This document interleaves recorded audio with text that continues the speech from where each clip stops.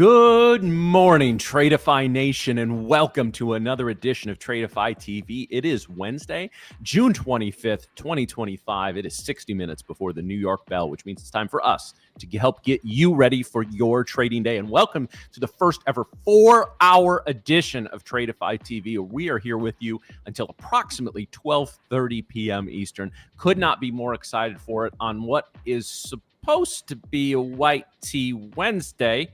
Not naming any names, Miriam, but Nick, come on, we gotta talk to our girl here.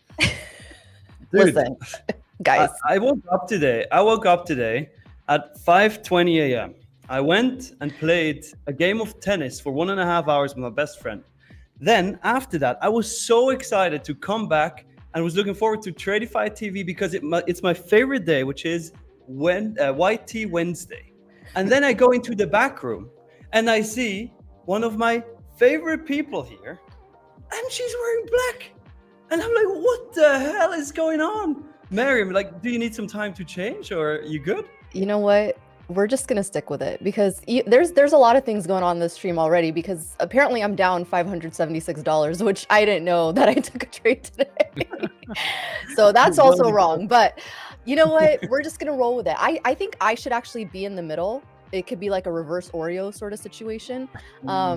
We could do that. So we're just gonna roll with it today. Okay, we're just gonna roll with it. I'm the black sheep today, and I'll fully encompass that role.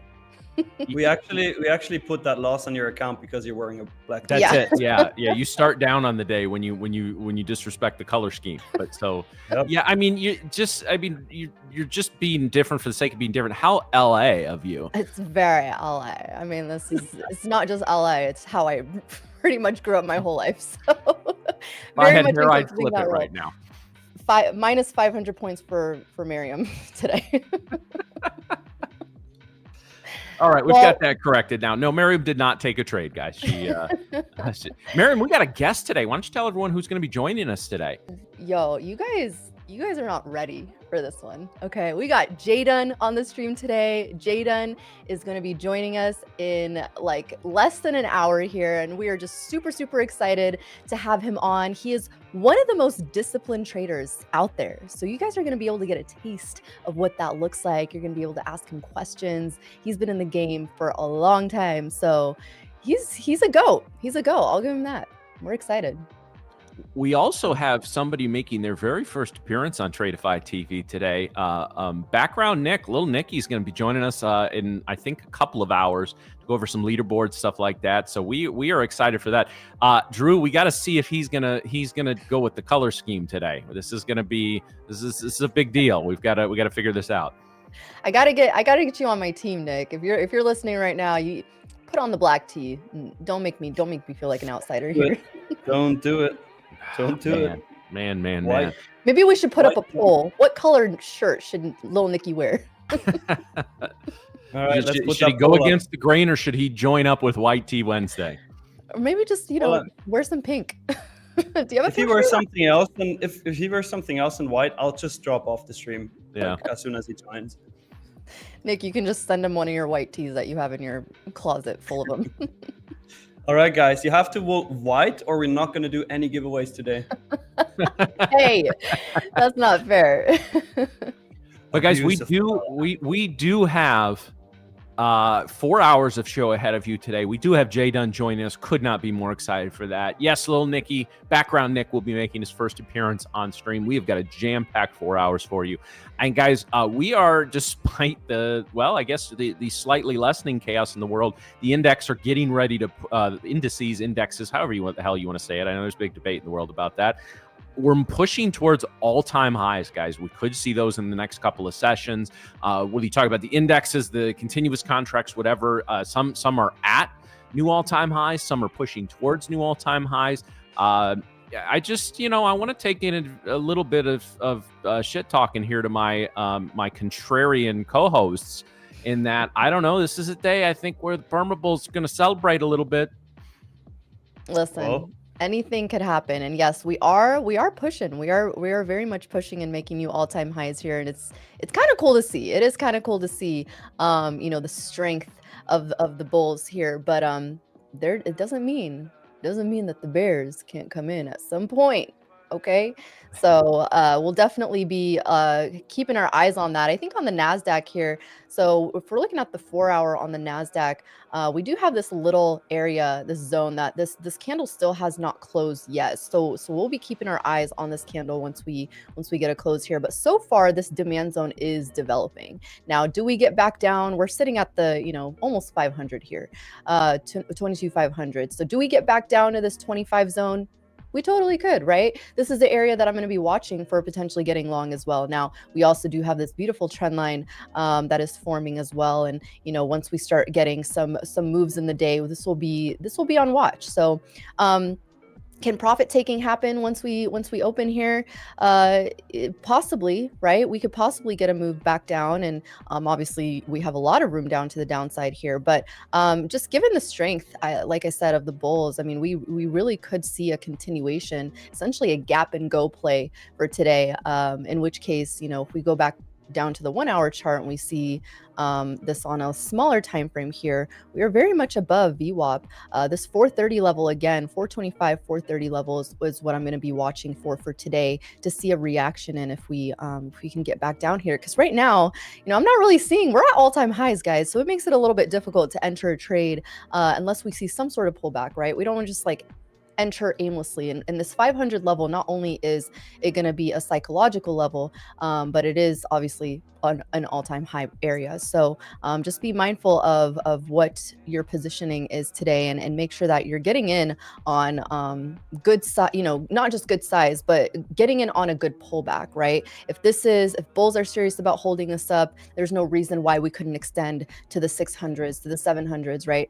Not saying that might all happen today, but very much possible given the strength of this move in the overnight. Again, we still have all of this room down here, right? Like this overnight session that we had, even the Asia session from yesterday. I mean, there could be a chance that we test, the close of yesterday, the highs of yesterday, in which case, yeah, I would be a little bit cautious of those areas. We still have this 1-hour demand zone sitting here at the 250s.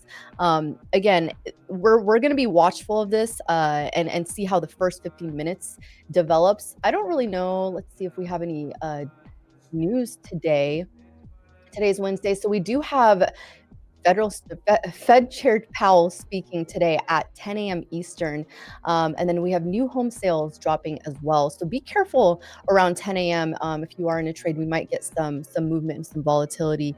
ES here, kind of similar sort of setup here. I apologize, my charts on ES are not as clean, but we are holding this 4-hour supply zone that it's not valid anymore. I just wanted to show it for purposes of visuals. But in terms of this zone here, this is the area I would be looking for ES to hold.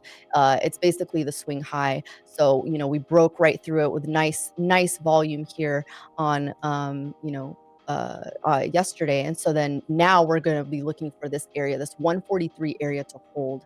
If we do come back to this area and test, I would be watching for a possible bounce in this 143, 140 area. And right now, we're only 10 points above that, but that's going to be the zone that I look for on ES. Absolutely. Right. Absolutely. So Nick, you were watching the overnight session. Anything jump out to you in the indexes before I'll take over and cover gold and oil?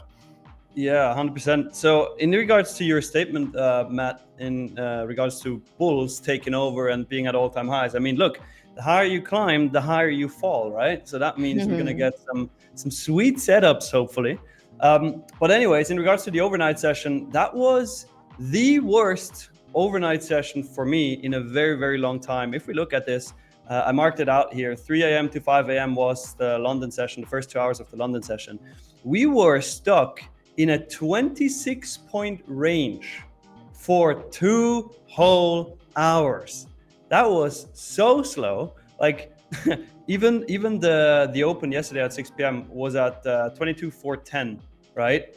And the high of my session was at 22,439. So like a 29-point difference, which is crazy. But since 6:12 a.m. EST, we have been pushing up here. And we are approaching that 22,503 level that I marked out yesterday during the stream, like in the beginning of the stream, if you remember. How I got that level? Well, I went to the 4-hour chart and I saw that basically we had touched that level on the 26th of December 2024 and also on the 22nd of January 2025. So I'm watching this level closely. I know it's a psychological level, being a round number and a 500 level. So I don't know what is going to happen here. I don't know if we're going to, just blast through that once we open, or if we are going to hold. Let's see. The most important levels for me right now on NASDAQ are obviously, as usual, previous day high and the daily open, as well as that 22,500 level. I mean, being at these all-time highs, usually what's going to happen is we we just peek through it and then pull right back. But let's see. We also have Powell speaking again today at I think 10 a.m. it is.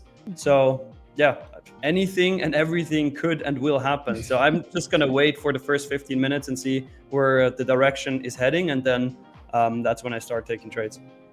Absolutely. So apparently Trump is making remarks right now at the NATO conference. I know he's heading, his schedule was published. He is heading back and will have availability at the White House, but not until well after the markets are closed. So I don't, other than maybe a rogue tweet or two on Air Force One, I don't know that we have a ton to worry about there.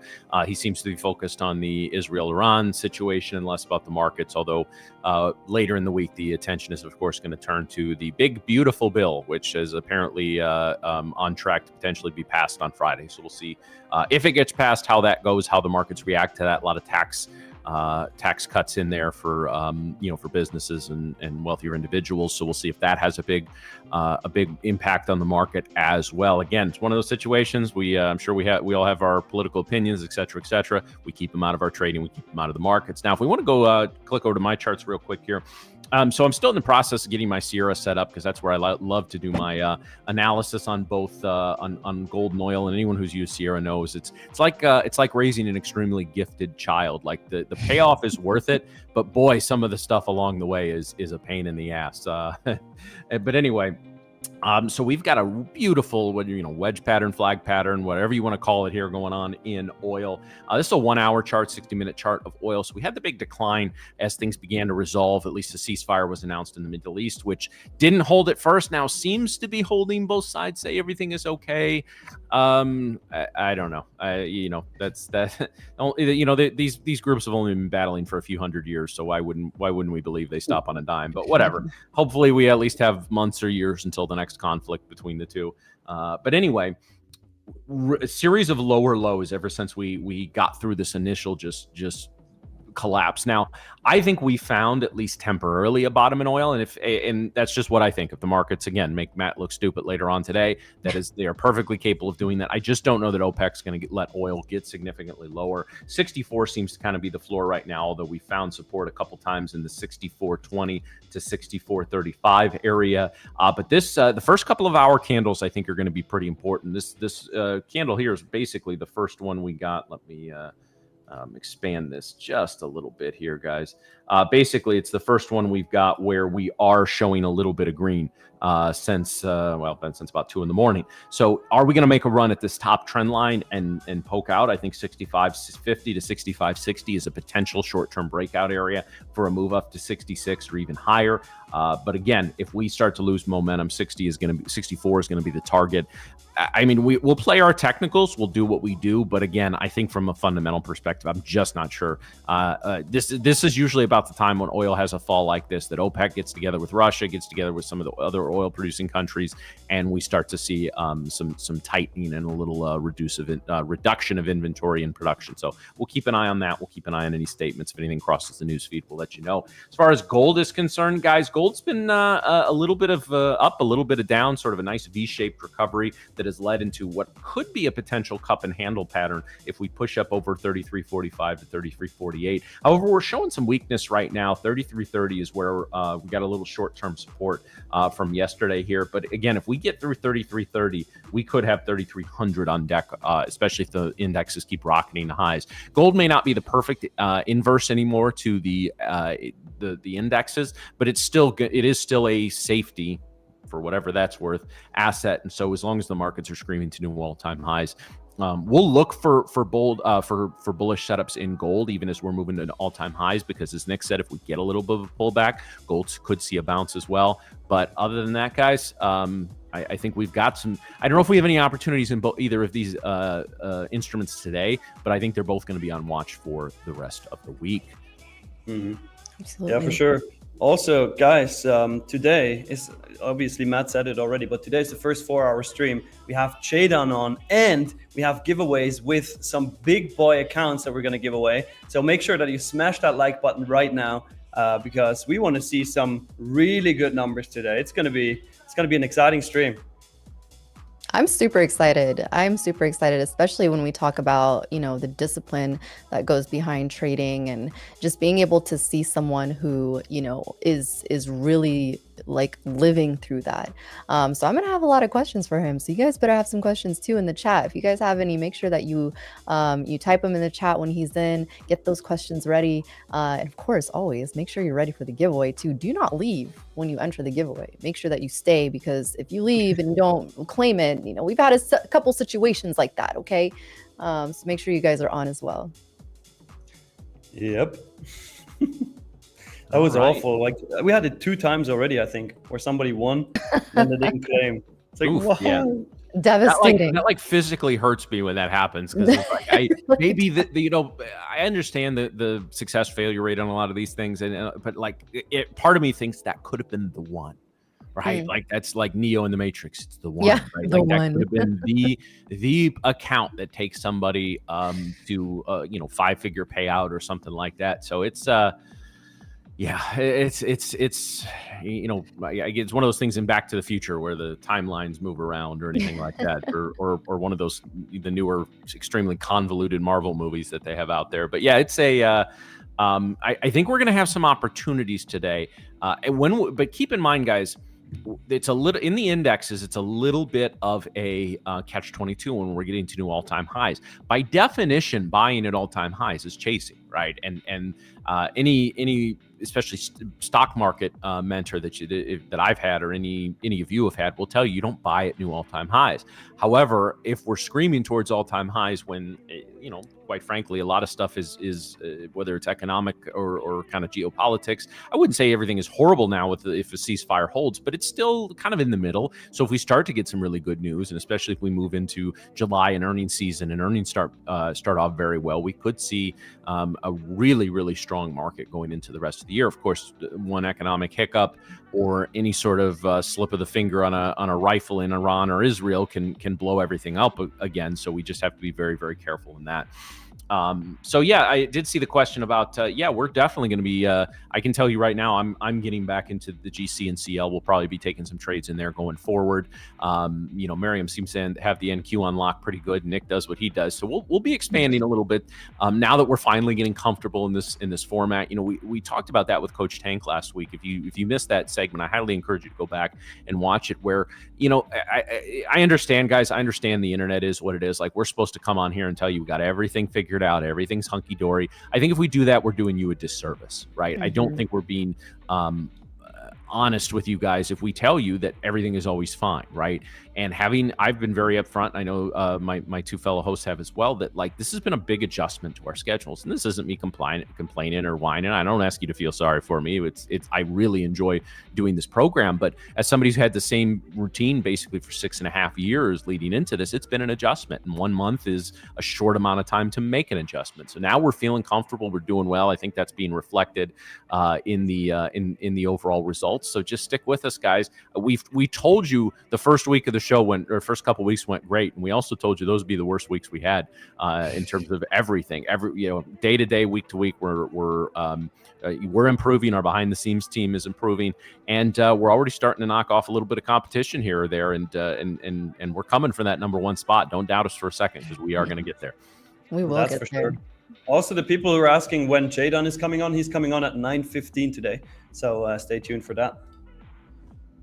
Super excited. Boy, we've got giveaways, we've got guests, we've got an extra hour today. I'm excited. I'm ready for what the day has planned. So we are let's see, we're about 38 minutes from the New York Open here.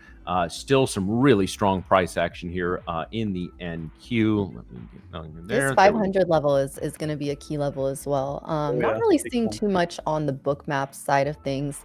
Really to the upside here, some orders sitting at 22,525, all the way up to kind of like the 22,575, but nothing major, nothing that, you know, I would see like a wall of sellers really. To the downside, there's some buyers sitting at 22,437. So that's going to be that similar area that we were talking about that we could potentially see a reaction.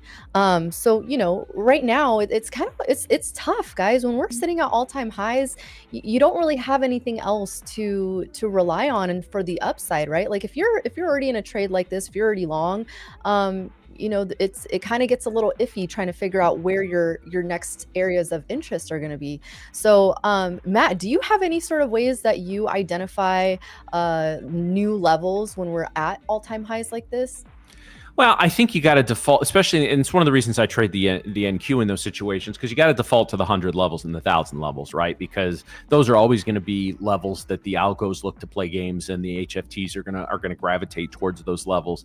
But again, when we hit on new all-time highs, by definition, we're moving into areas in the chart we've just never been before. So I think at that point, that's when you break down you guys know I love a 4-hour chart. I'd probably break it down even further to 1 hour and 15 minutes just to get ideas of kind of where price action may be stalling. Where are the bears going to try to take control, right? Because we move to new all-time highs, the bears are going to try to push the price action down because we have one of those days where we just continuously hit new all-time highs. It leaves the bears in the dust, right? And shorts can get their stops run, they can get blown out of position. So they're going to try to prevent that from happening. And any dry powder they have is going to be fired approximately at those points. I do want to address a question that was up there a little earlier. So yeah, that Sierra charts does go through rhythmic and other areas. But guys, as I've said many times, don't be reliant on your prop firm to provide they're going to provide a data feed and the ability to put in your orders, right? But if I've always said, find a charting program you just love.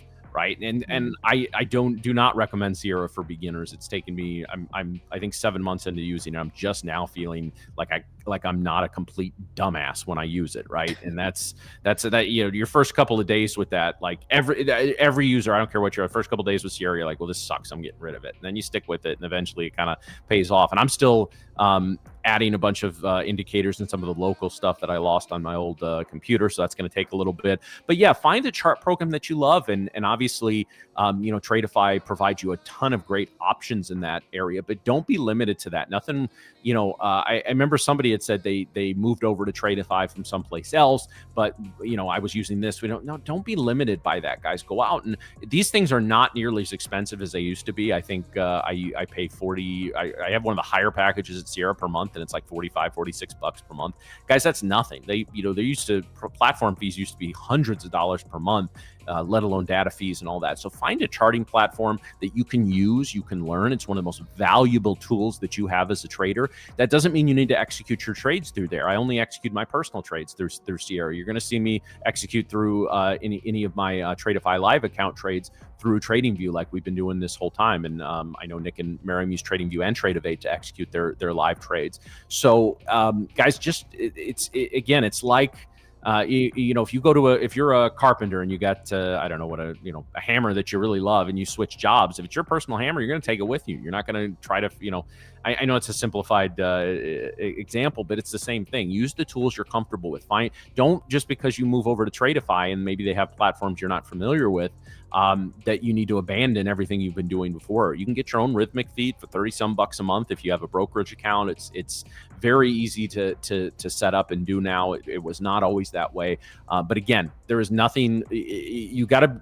If the markets are the patient, you're the surgeon. You got to have tools you're comfortable with. Otherwise, you're going to bleed out on the table. So make sure you you find something you're very comfortable with. TradingView, Tradeivate are great for newer traders. If you want to get a little more complicated, you'll probably need something like, I don't want to say Sierra, but like Sierra or something similar. So just become familiar with stuff, and a lot of places offer free trials or delayed data to try out for a few days. Find something you love. Nick, Miriam, I think it's so important that we're comfortable when we're trading, and so we have to be comfortable with the tools that we're using. Absolutely, yeah.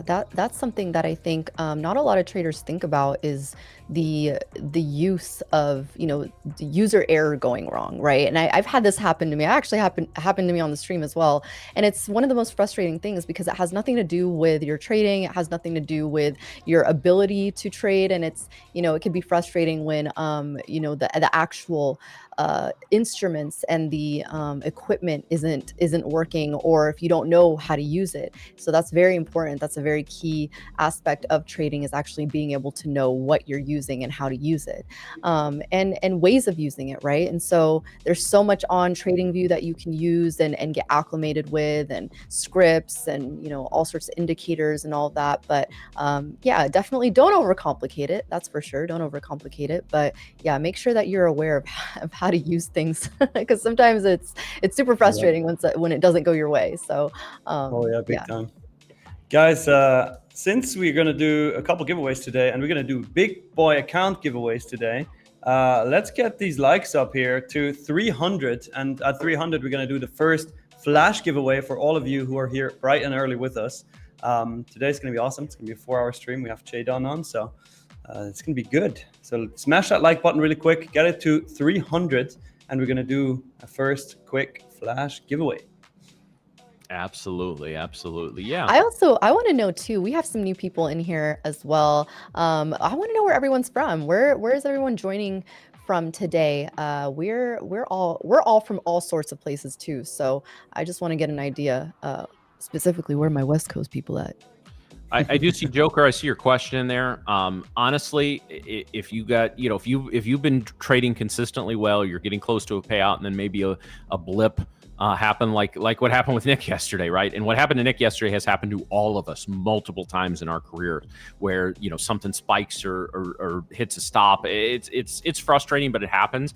You trade long enough and those things will go for you just as much as they go against you. You'll be in a trade that's basically break even, and all of a sudden a spike in your direction, you're up $600-700. But if you got to the point where you were close to a payout by trading consistently, using a strategy, doing all that, just dance with the one that brought you, right? Just keep doing that. If you got wicked out of something on a volume pump or dump or whatever, that's going to happen. But don't turn around and YOLO into it now, because you're literally going to sit there and undo all the work that you've done. So just go back to what you were doing before that trade. If it got you close to a payout, it means not only did you pass your eval, but you got in your sim funded to a point where you were almost ready to pay out, right? So you were doing something right, probably doing a lot of things right. So don't deviate from that. Don't let that frustrate you, and just go back to doing what you were doing.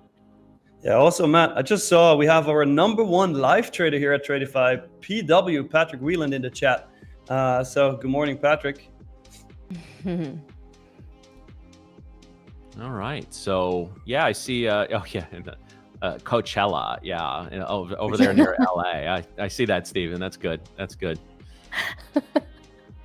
Listen, as much as we talk shit about LA, we love everyone from everywhere. So don't feel too offended if you're from LA.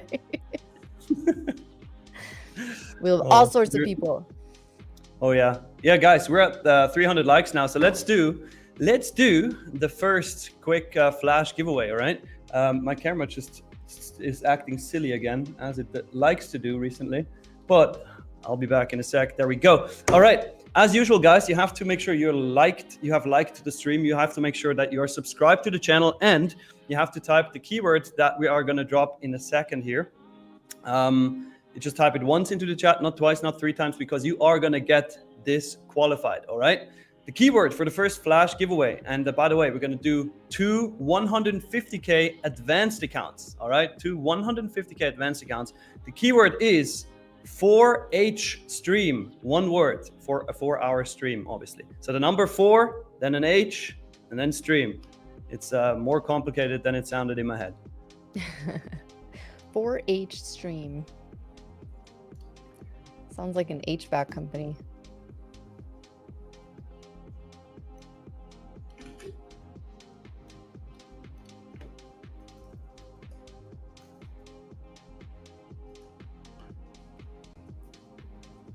All right, let's see.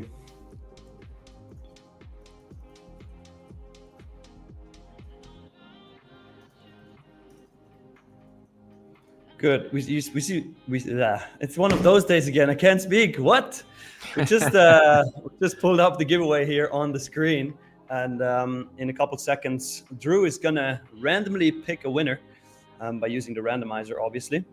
The first winner and then the second winner for a 150K advanced account each.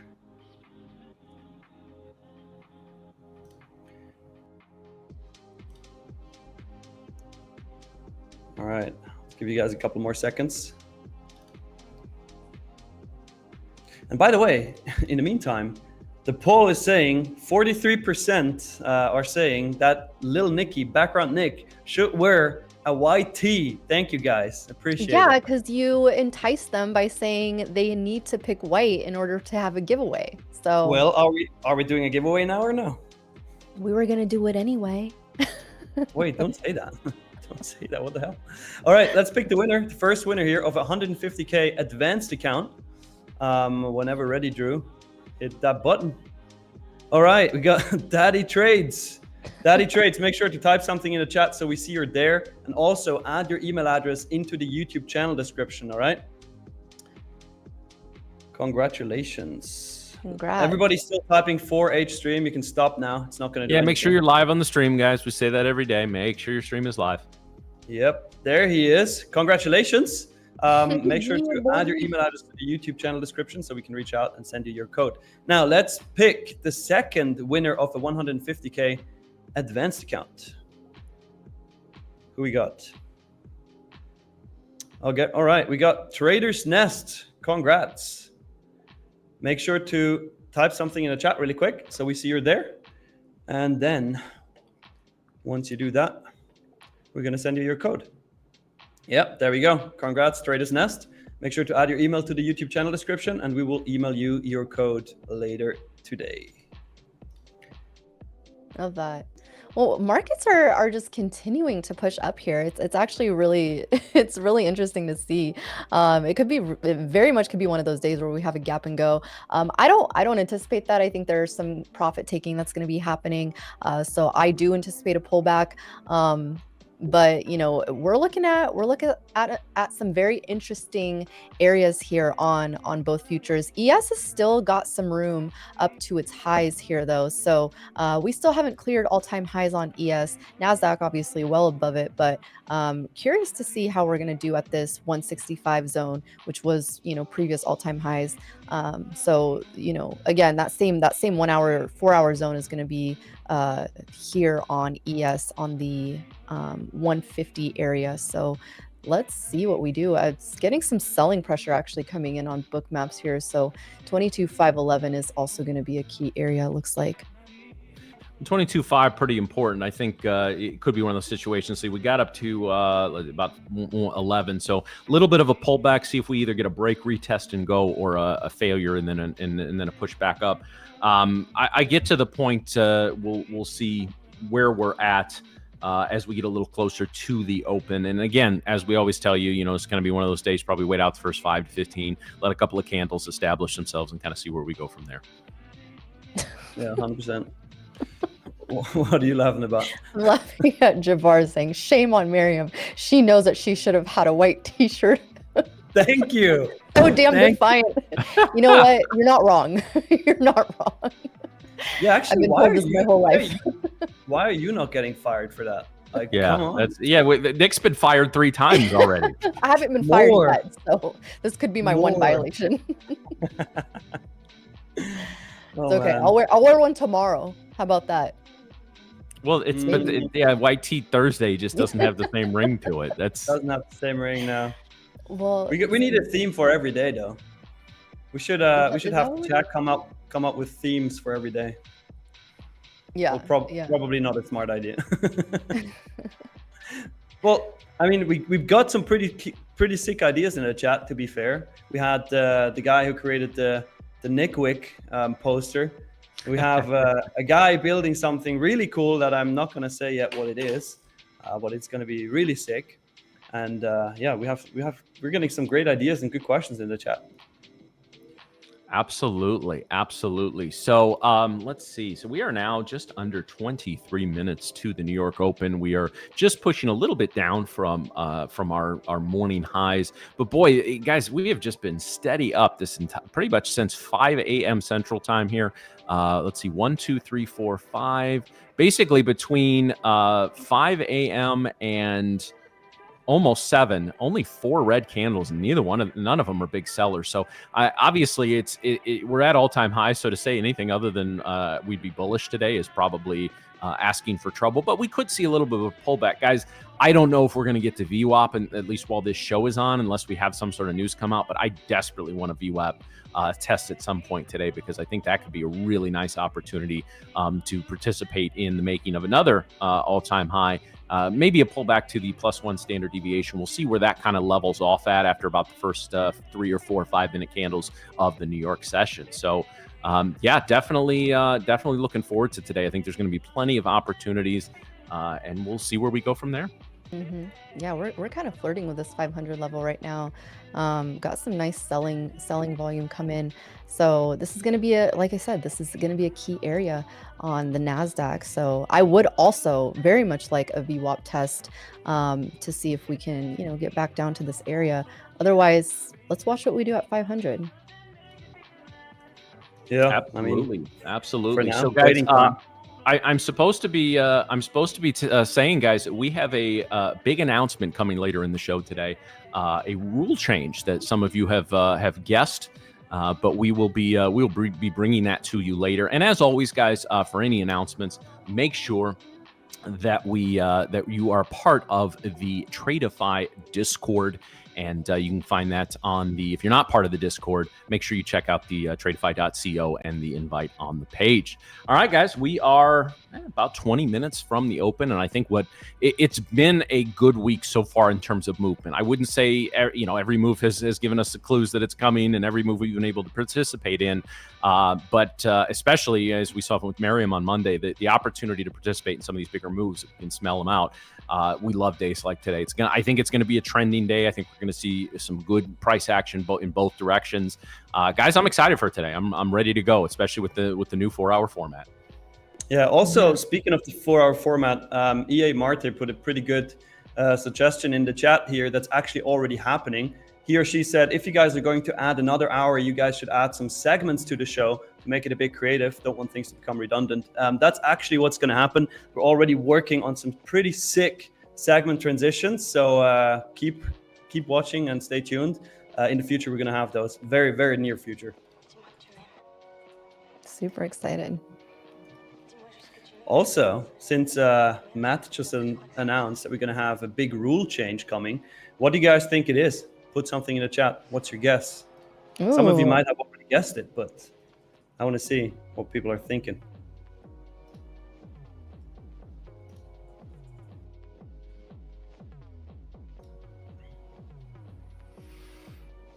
Yes, big rule change coming. Oh, yeah. Something to do with 7. All right. 700 accounts. Okay. Less days to trade.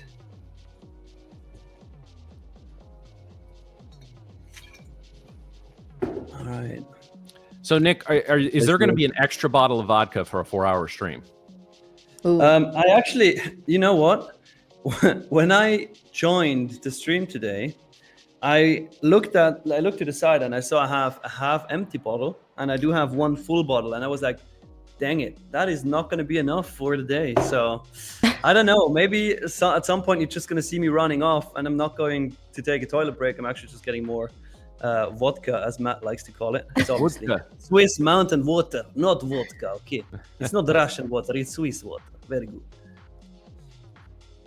I love it. But I finally by the way, guys, speaking of toilet break, sorry about that, but Did you realize yesterday I was not leaving the stream, not for 1 second? Huh? That's an accomplishment. Well, congratulations. I mean, now you know how I feel.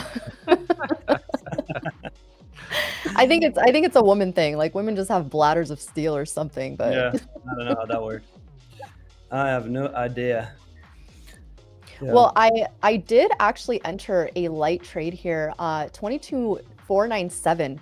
So I did enter a trade to go long. So I'm gonna have my stop sitting at this 79 area.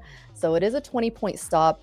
I did take some MNQs on here, so I'm just gonna let this ride. We're just gonna let this ride. Let me see if I can pull it up here. Yeah, so we are in this trade. I'm in at 4. I don't know if you can even see that. 22,497. So we're gonna set our stop to this 79 area. And the reason I'm doing 79 is it's the bottom of this consolidation zone right here that we see on the NASDAQ. So what would that be like a longer term trade here, or what's yeah, I'm hoping so. I really am. Like I want to see 511 clear. Obviously this is the high of the session. But I am shooting for this to just kind of be a trend day. So we'll see. I'm kind of going for, actually I am up about $370 on this trade. So let's see what we do at this 511 area. I want to see some buying coming in on here. Nice. Yeah, let's push this up. Yeah, if we hold 500, I think we got some real room to the upside here. Absolutely.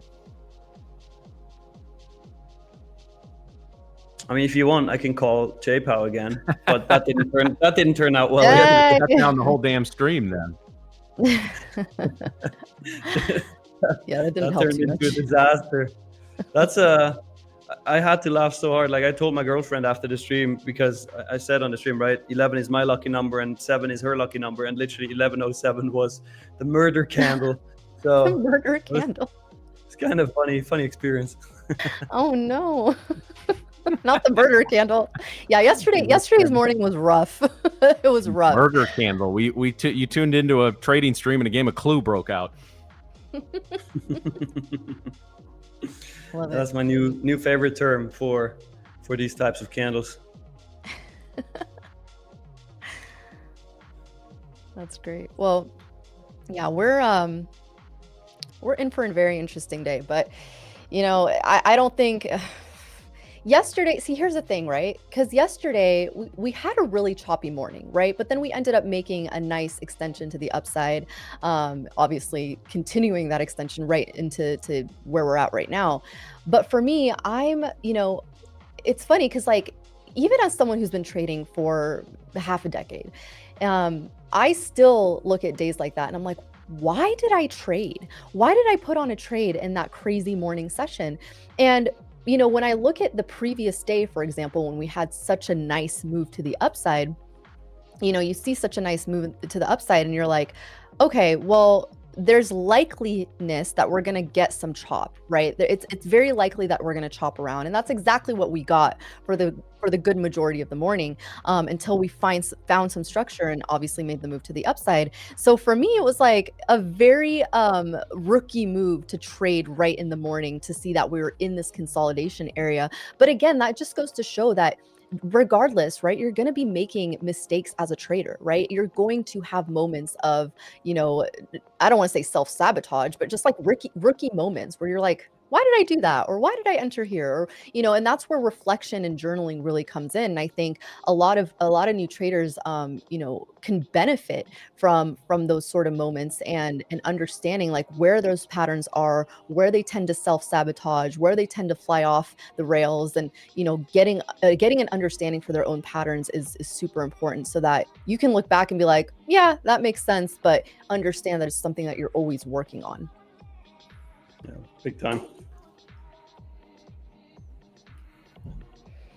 Matt. Right. Yes. I think we are ready for our guest today. All right, well, let's bring him on. Let's bring Jdun on. Can we get a Jdun? Welcome Jdun in the chat, please. Let's smash that like button and get a welcome Jdun in the chat.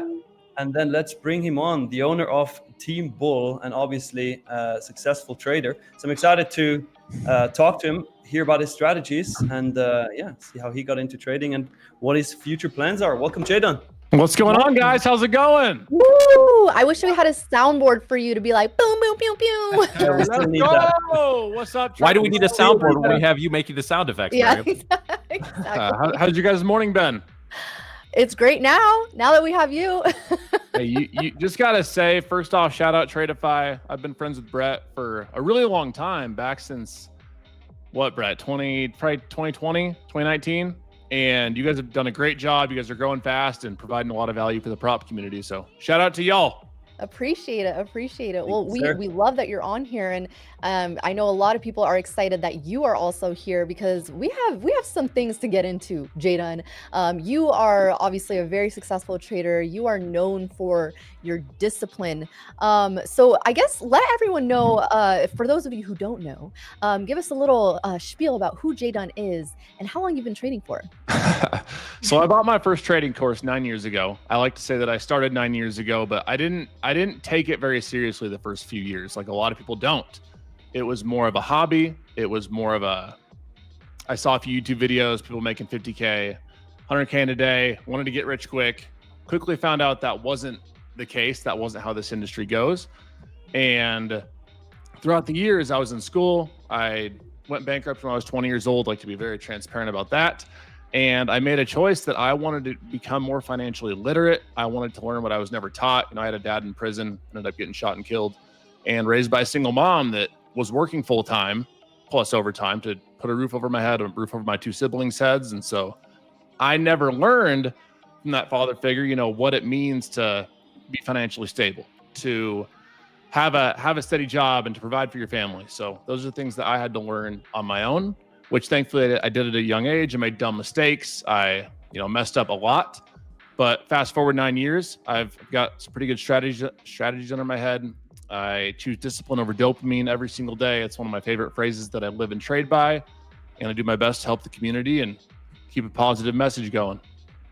That's amazing. Nice. Discipline over dopamine. I love that. Yeah, speaking of discipline over dopamine, I really love your humble Honda days. Can you let the viewers know about that? Because I think that's such a cool way of dealing with, or not dealing with, but keeping yourself humble, staying humble, and actually respecting the game every single day. It's funny. The humble Honda was never meant to be a marketing tactic. It's a car that I had when I really had nothing. It was all I had at that point. And I just kept it throughout the years. I didn't think anything of it. Obviously, if you know me on social media, I like cars. It's not my whole personality like some other people, but I do enjoy nice cars and some material things, though it's not the most important thing in my life.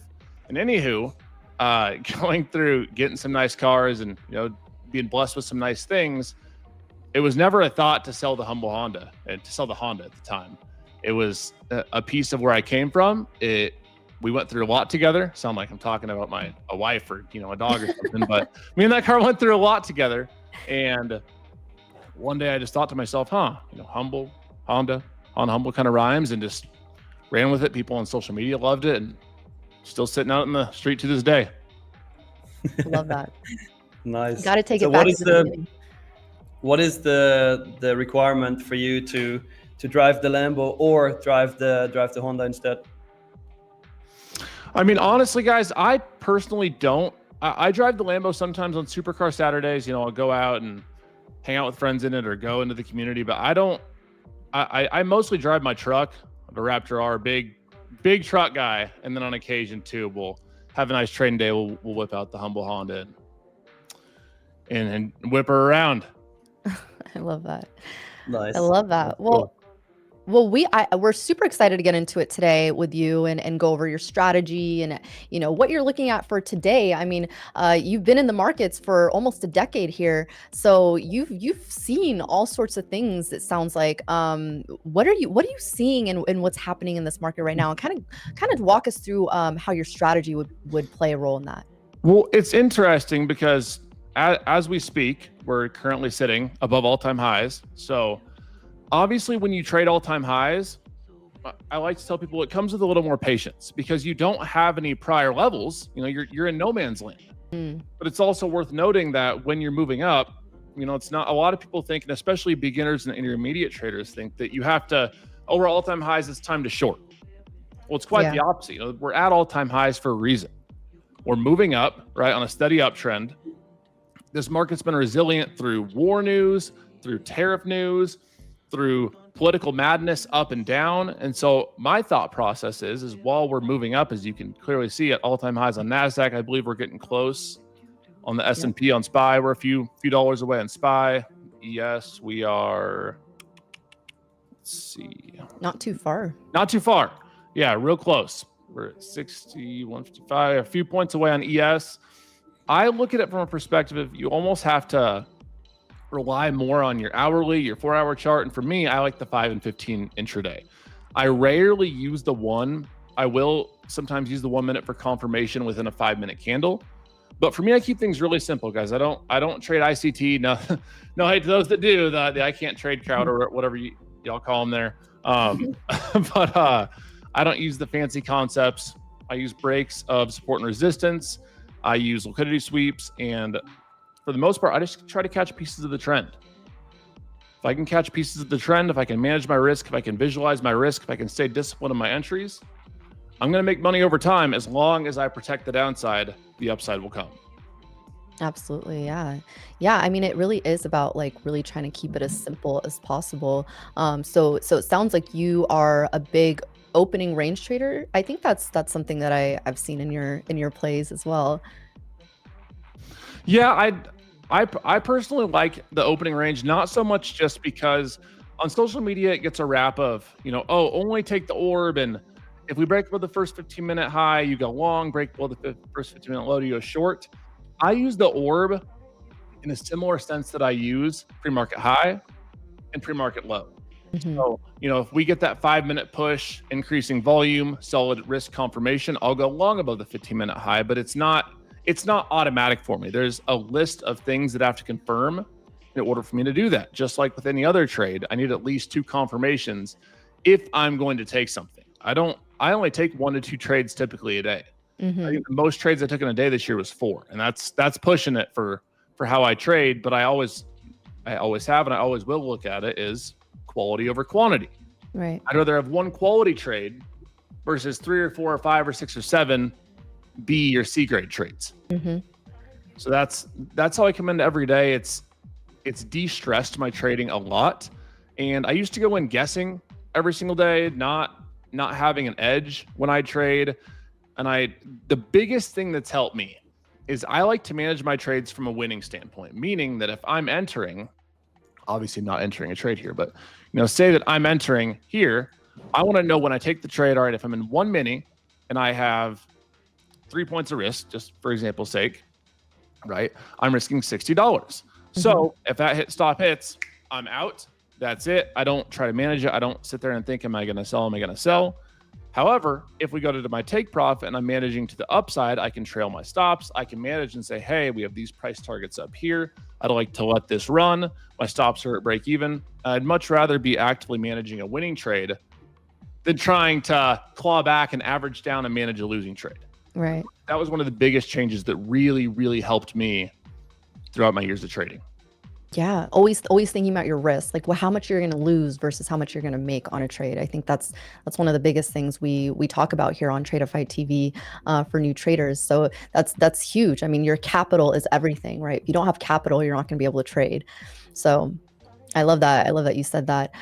In terms of, I know we got about 4 minutes here, less than 4 minutes until the market opens, and I do have some questions for you, and I know everyone else does. But walk us through kind of like what you would be looking for on a day like this. Well, we're at all-time highs on NASDAQ, so it's a little different. But first and foremost, every single morning I have a few key things I like to do. I'm not going to trade the first 15 minutes. I don't ever trade. It's very rare. I'd say 99% of the time, I'm not even touching my mouse the first 15 minutes. Maybe I'm looking at individual stocks, Tesla, Nvidia, AMD. I'll trade some of the mega caps there, primarily Tesla. But as far as the indices go, NQ, ES, it's very, very, very rare that I'm going to take a trade or, an opening drive off the first 5-minute candle. So I always want to know for myself, where is pre-market low? And then I want to know where is pre-market high. That's the first set of parameters I put out when I'm looking for a trade. Next, I'm going to wait the first 15 minutes, let the first 3 5-minute candles form. And then while those are forming, I'm looking at, all right, well, do we have higher volume? Are we seeing a downtrend in that first 15 minutes? Are we seeing an uptrend? How close are we to pre-market high? How close are we to pre-market low? And when you map out these 4 key areas, the 15-minute high, 15-minute low, pre-market high, pre-market low, you look at what trend has been pre-market, you can get an idea of, all right, where does price want to head today? Mm-hmm. Now, typically speaking, I'd be looking back, all right, well, if we get that close above pre-market high, above 15-minute high, what previous levels do we have that we could use as price targets? Well, we're at all-time highs. We don't have any previous levels as price targets. So that's where defining your risk becomes a little more, you got to be a little more strict with it, because you're in no man's land. Go to the downside. If we get a nice downtrend, we can find levels down here. We can find key inflection points where we've bounced or we've rejected before to use as price targets. We don't get that to the upside, but the market is uptrending. So that's going to likely have to be where our energy is focused on today, until the market shows us otherwise. Right. And that's how I look at it, is what's going to give me the best probability to find the trend move? To the upside, to the downside. If it's downside, I'll take shorts, I'll define my risk. If it's upside, I'll take longs, define my risk. But it's all about the visualization of risk for me and where probabilities are in my favor, just like a casino. If I have a 51 to 49 edge, I'm going to be profitable over time. A 52 to 48 edge, I'm going to be profitable over time. Absolutely. Yeah. And that's true. I mean, you got to look at it from the bigger standpoint, and not necessarily needing to make these massive wins every single time. Right. And it's good to see that, you're using these sort of levels as key levels. So in terms of, are you specifically like a New York session trader then, in that case, since you look at the overnight levels? I rarely trade Asia or London. I hang out with my kid. I have a nearly 2-year-old fiance at home, soon to be wife. And, I personally I enjoy my spare time. Not that there's not good setups in Asia or London. I'm sure there is, but it's very, very rare that I'm trading after market or in the middle of the night. I like my 7-8 hours of sleep. I'm really big into health and fitness. So I preach to you guys discipline over dopamine. I hit the gym every day. I eat extremely healthy. And part of that healthy lifestyle is sleep. So I would rather trade the first few hours in New York, sometimes power hour. I don't typically find a lot of good trades in power hour, but I'd rather trade that first few hours, make my money, or sometimes lose my money, and and move forward in that direction. All right. Absolutely. Well, it is ding ding motherfucker Market open, time, baby. as we are open. Jayden, quick question. I appreciate you sharing some of the personal details when you first came on, and since you did, I'll ask this question.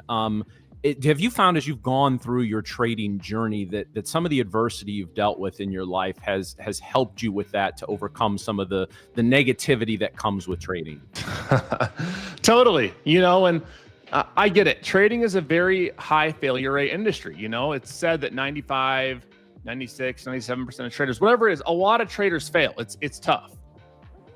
The angle you have to look at it from is that, out of everyone that goes and gets a 4-year, 7-year degree, how many are making 6 figures?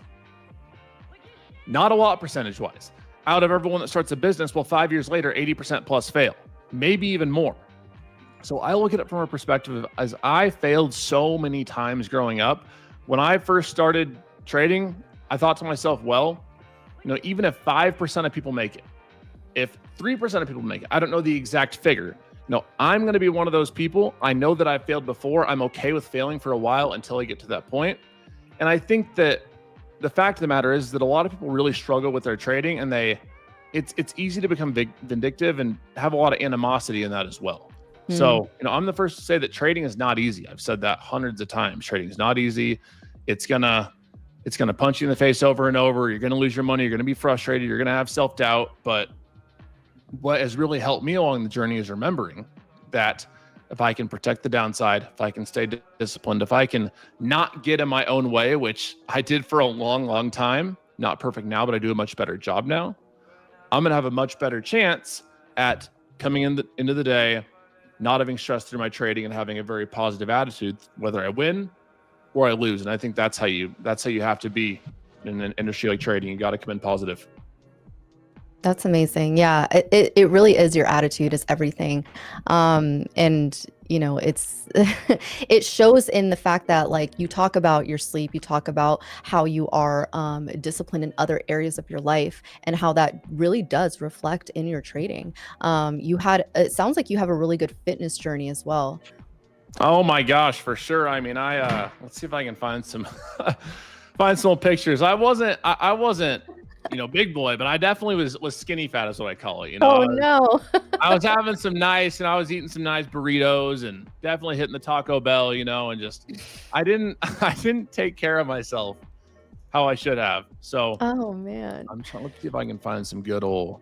Oh yeah. So, you know, this was on the, well, we'll see if we can this was me Well, before. Yeah, just, Jdun finds that, just an update on my trade, guys. I did close that trade out as we pushed into the highs here. I did get stopped out at this 512 level, which was where I had 2 micros sitting there. I took this for 24 micros. My entry was at 22,497, and I think it's showing my general exit, but I did exit at 519 and 521.75. So made a nice little profit there on the morning, about $1,000 on that trade. So nice. that could W in the chat, guys. W Mary in the chat. W's in the chat for Marianne, baby. Thanks. But Jayden, show that picture again. I saw I it. know, I wanna Let's put see it this. before and after next to each other, or if I can get it on the screen, that'd be even cooler. But people keep asking too if I'm going to call it a trade. If I see a trade I like, I will call it. I'll say I'm in. If I lose, it happens. If I win, great. So just so y'all are aware in the chat for the lovers and the haters. If I see something, I'm calling it out. If I lose, y'all can dog on me. But if I win, I want that same energy reciprocated. You feel me? It can't go both ways. We win. But if we lose, and you know, it's part of the game. So just had to throw that out there. I love it. Let's see. I'm trying to get up on the screen, but it's, you know, nowadays. I'm sorry. Go ahead. Just copy paste it on your trading view, the image, and then share your screen. You know, that is a great idea. Let's do that. And in the meantime, you know, when we're up here, so what I would be looking for, not on stream, we have an uptrend pre-market. We just tested pre-market high. Now, for me right now, all I look for is longs. I have no interest in shorts whatsoever until we see some sort of trend, either A, below the 15-minute low, or even more so, it's, you know, it's a ways away. But if we get a trend below this pre-market low, that's where I'd really get interested in shorts. As of now, I have no short of interest in the short side until the market says, hey, we're failing these all-time highs. Hey, we want a pullback. Let's go for it. But if I'm ever going to try to short the trend, it always comes with multiple confirmations and with visualized risk. I need to see on the screen where my risk is, where the trade is no longer valid, and then go from there. So where are you seeing anything? So you're saying this pre-market high, right now that level is sitting at, well, pre-market high, actually, I don't know how.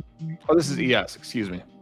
Oh, I'm sorry. Okay. ES, yeah, I was on ES. How do you determine if you're going to play ES or the NASDAQ? I rarely trade ES. I traded SPY for a long time. My biggest year ever trading is from SPY. But as of lately, the past year, market shifted. You know, options are fine. Ever since TOS got bought by Schwab from TD Ameritrade, it's very laggy. You know, there's other platforms. There's Lightspeed. There's a few others that are decent for option trading. And I still will trade options on occasion, but futures are much more simple. A lot more of my community trades futures. You know, the whole prop firm thing came about, you know, shout out Tradeify again. And it just seemed like a good time to make the transition when in reality, they move the exact same. SPY moves the exact same as ES. QQQ moves the exact same as NQ. So instead of worrying about Delta and Gamma and Vega and all the Greeks, Theta, why not just, I buy in 1 point, up and make $20, down I lose $20. It's much simpler that way. And no, I really like it. I'll always have a love for options trading. You know, I still on occasion will do it, but it's just so much more simple trading. You know, NQ, very volatile. I like that. It reminds me of 2023 trading conditions. And you know, it's something I've came to love and do every single day and have a good time doing it. Yeah. So you're saying you're a NASDAQ junkie is what you're saying. Yeah. Long story short, NASDAQ junkie. Welcome to the team. Welcome to the family. I found the right spot. Yes. No, it's cool too to see that, you know, a lot of us do come from an options background and you know, started trading futures and really realized like the simplicity behind futures being primarily like price action. I mean, you're not dealing with the Greeks, you're not dealing with all these factors, and you're not like, you know, pushed to get out of the trade in a specific time. So, you know, but of course we all as options traders, we still have some a little piece of our heart still stuck in those options. So, do you feel like what percentage of you still plays options? I'd say to give it a percentage, probably around 20-ish. You know, 80% of the time I'm trading futures, 20% options. Okay. Some days, you know, if premiums are low, for a while the VIX was really high, so option premiums were insane. You know, you had 0 DTEs that were $350, $400. Right. Even more, and it's like I can't do that. I don't really like trading 0 DTEs anyway these days. It just gives me anxiety. But even the next days were, you know, $700, $800, $1,000. It was nearly untradeable from a premium perspective. Yeah. So between the VIX being really high for a while and option trading just not being as lucrative for myself, at least as it once was, that's why I stick to futures a majority of the time. Yeah.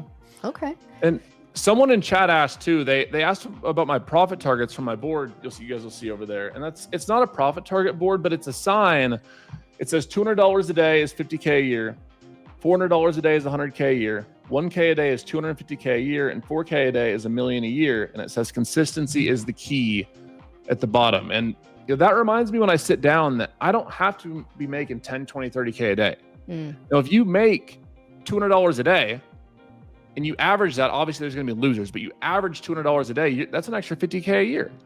You make $400 a day, that's an extra 6 figures a year, which is something that I think a lot of traders need to realize and really nail into their head, that it's so easy to get washed up in social media of, oh my gosh, if I'm not making 5, 10K a day, 20K a day, I'm a loser. What am I doing wrong? Everyone else is doing this.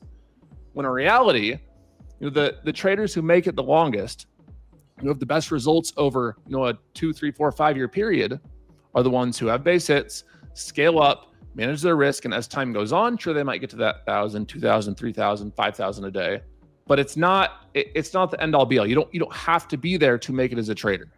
Right. And that's what that reminds me of. So, quick question on your trading style in general. What changes have you made kind of in calendar 2025? Obviously, we've had some craziness with all the fundamental news that's been going on. And we've seen these 20, 30-point swipes in the NQ with seemingly no reasoning whatsoever as we've gone through war in the Middle East or potential war in the Middle East, ceasefire, non-ceasefire, this ceasefire, tariffs, no tariffs, tariffs here, tariffs there, maybe tariffs over here. It's been a lot of fundamental chaos. Have you made any adjustments in your trading in calendar 2025, or is it just kind of reducing position sizes and trying for different targets? Totally, man. The first big change that I've made is every trade I take 100% of the time has a hard stop. Whether it's at my plan of stop loss, typically it is, but say I take a position, you know, just for example, not a real position, but right here. If I say, you know what, I'd like to give this candle some room to breathe, I'm at least going to have an emergency stop in, meaning if I have to go to the low of this candle and have a stop in just in case we get a Trump tweet that sends us flying down, I'm not going to lose my butt on 100 points on NQ. There might be a little slippage. There might be a little slippage, but I am always going to have an emergency stop in, no matter what. And especially when you're trading funded accounts, you have to be really careful with that drawdown, and you have to protect your risk at all costs. And I think an emergency stop or a hard stop in general is a great way to do that. 1,000%. Yeah, you have to protect your capital, especially in this economy and what we're going through right now. You know, you don't want to FAFO. I call it fuck around and find out. Totally. You do not want to FAFO in this market. Well, that is really great. I mean, in terms of, you know, it's obviously you're super disciplined. How do you decide, like, all right, this is it, there's nothing to trade here? Like, do you specifically wait for a certain time? Do you like to trade in the mornings? Do you look for like power hour moves? Like, how are you looking for that? So how are you deciding like I'm done for the day? I typically won't trade any time past 1 Eastern time. So that would be, I'm here in Colorado, part-time Wyoming, part-time Colorado. I typically won't trade past 11 Mountain time or 1 Eastern time. Sometimes I'll get on for power hour, but my win rate, you know, over my last few years of data is I just don't trade power hour well. I'll win some, I'll lose some, but it's more so if I want to stream, you know, hang out with my friends online, I'll get on for power hour, but I don't have a significant edge when it comes to trading the last hour of the day. My best trades, and sometimes we've been getting the 11 a.m. noon moves. This move's been crazy. This year's been crazy. So some of the moves have been coming a little later in the day, but it is very rare. I 99% of the time will not stay past 1 p.m. Eastern time. If I don't have a trade by then, I'm done for the day. Yeah. If another big rule that I have is if I have 2 losses, I'm done for the day. If I take 2 losses in a row, I'm done. If I take win, loss, I'm done. If I take loss, win, loss, I'm done. And that acts for me as an anti-tilt measure, because in the past I've been known to be vulnerable to emotions. I've been a lot better about that in the past few years, but I had a lot of times where I would revenge trade or get, you know, boredom trade or tilt trade, and I'd be a victim to my emotions, which is why I took such a big leap and such a big emphasis on discipline over dopamine, because at one point I was so undisciplined with everything, with my daily life, my trading, and when I implemented those key metrics that I follow and I don't deviate from, a lot changed for me. Yeah. That's so funny that you say that, because I talk about being a 2 and done trader all the time. And I don't know where that came from. Maybe that's like, I don't know. I don't know if I heard it in another trader. Maybe I heard it from you. But, you know, it's so important to set those sort of rules for yourself and just like let yourself be aware of your, you know, understanding your patterns, right? Understanding like who you are as a trader. And if you need to like physically close your charts, if you need to like put that, you know, what is it called, where you like don't allow yourself to trade in the account. Yeah, lock yourself out. Lock yourself out. Yeah, there you go. Whatever it is that you have to do to completely remove yourself from the charts. Mine has been that like 2 in a row trade, do not trade after that sort of rule, and that's helped me so much. So I'm so happy to hear another trader talking about that. It acts as a huge anti-tilt prevention for me too, Miriam. It's amazing. I found myself back in the day taking 2 losses. Oh, I'll just try to claw back to break even. 3 losses, even deeper. Yeah. Oh my gosh. Well, if I could just get back to down 500, 1,000, 4 losses, and then it compounds. Your psychology gets messed up, and it's just not a good situation to be in. Yeah. Our 15-minute range is in, and something I like to do too is in this 15-minute range, our trend is up pre-market. Our trend is up to start the day. I always want to make sure I have my midline marked out and my 50% retracement marked out in here. So if we end up getting a pullback into this area that we see here, the first thing I'm going to look for is a pullback into this 50% retracement area. If we can get some sort of solid wick and confirmation that we want to trend higher, I'll keep my stop loss below the wick we make down here and look for a long entry to take out 15-minute high.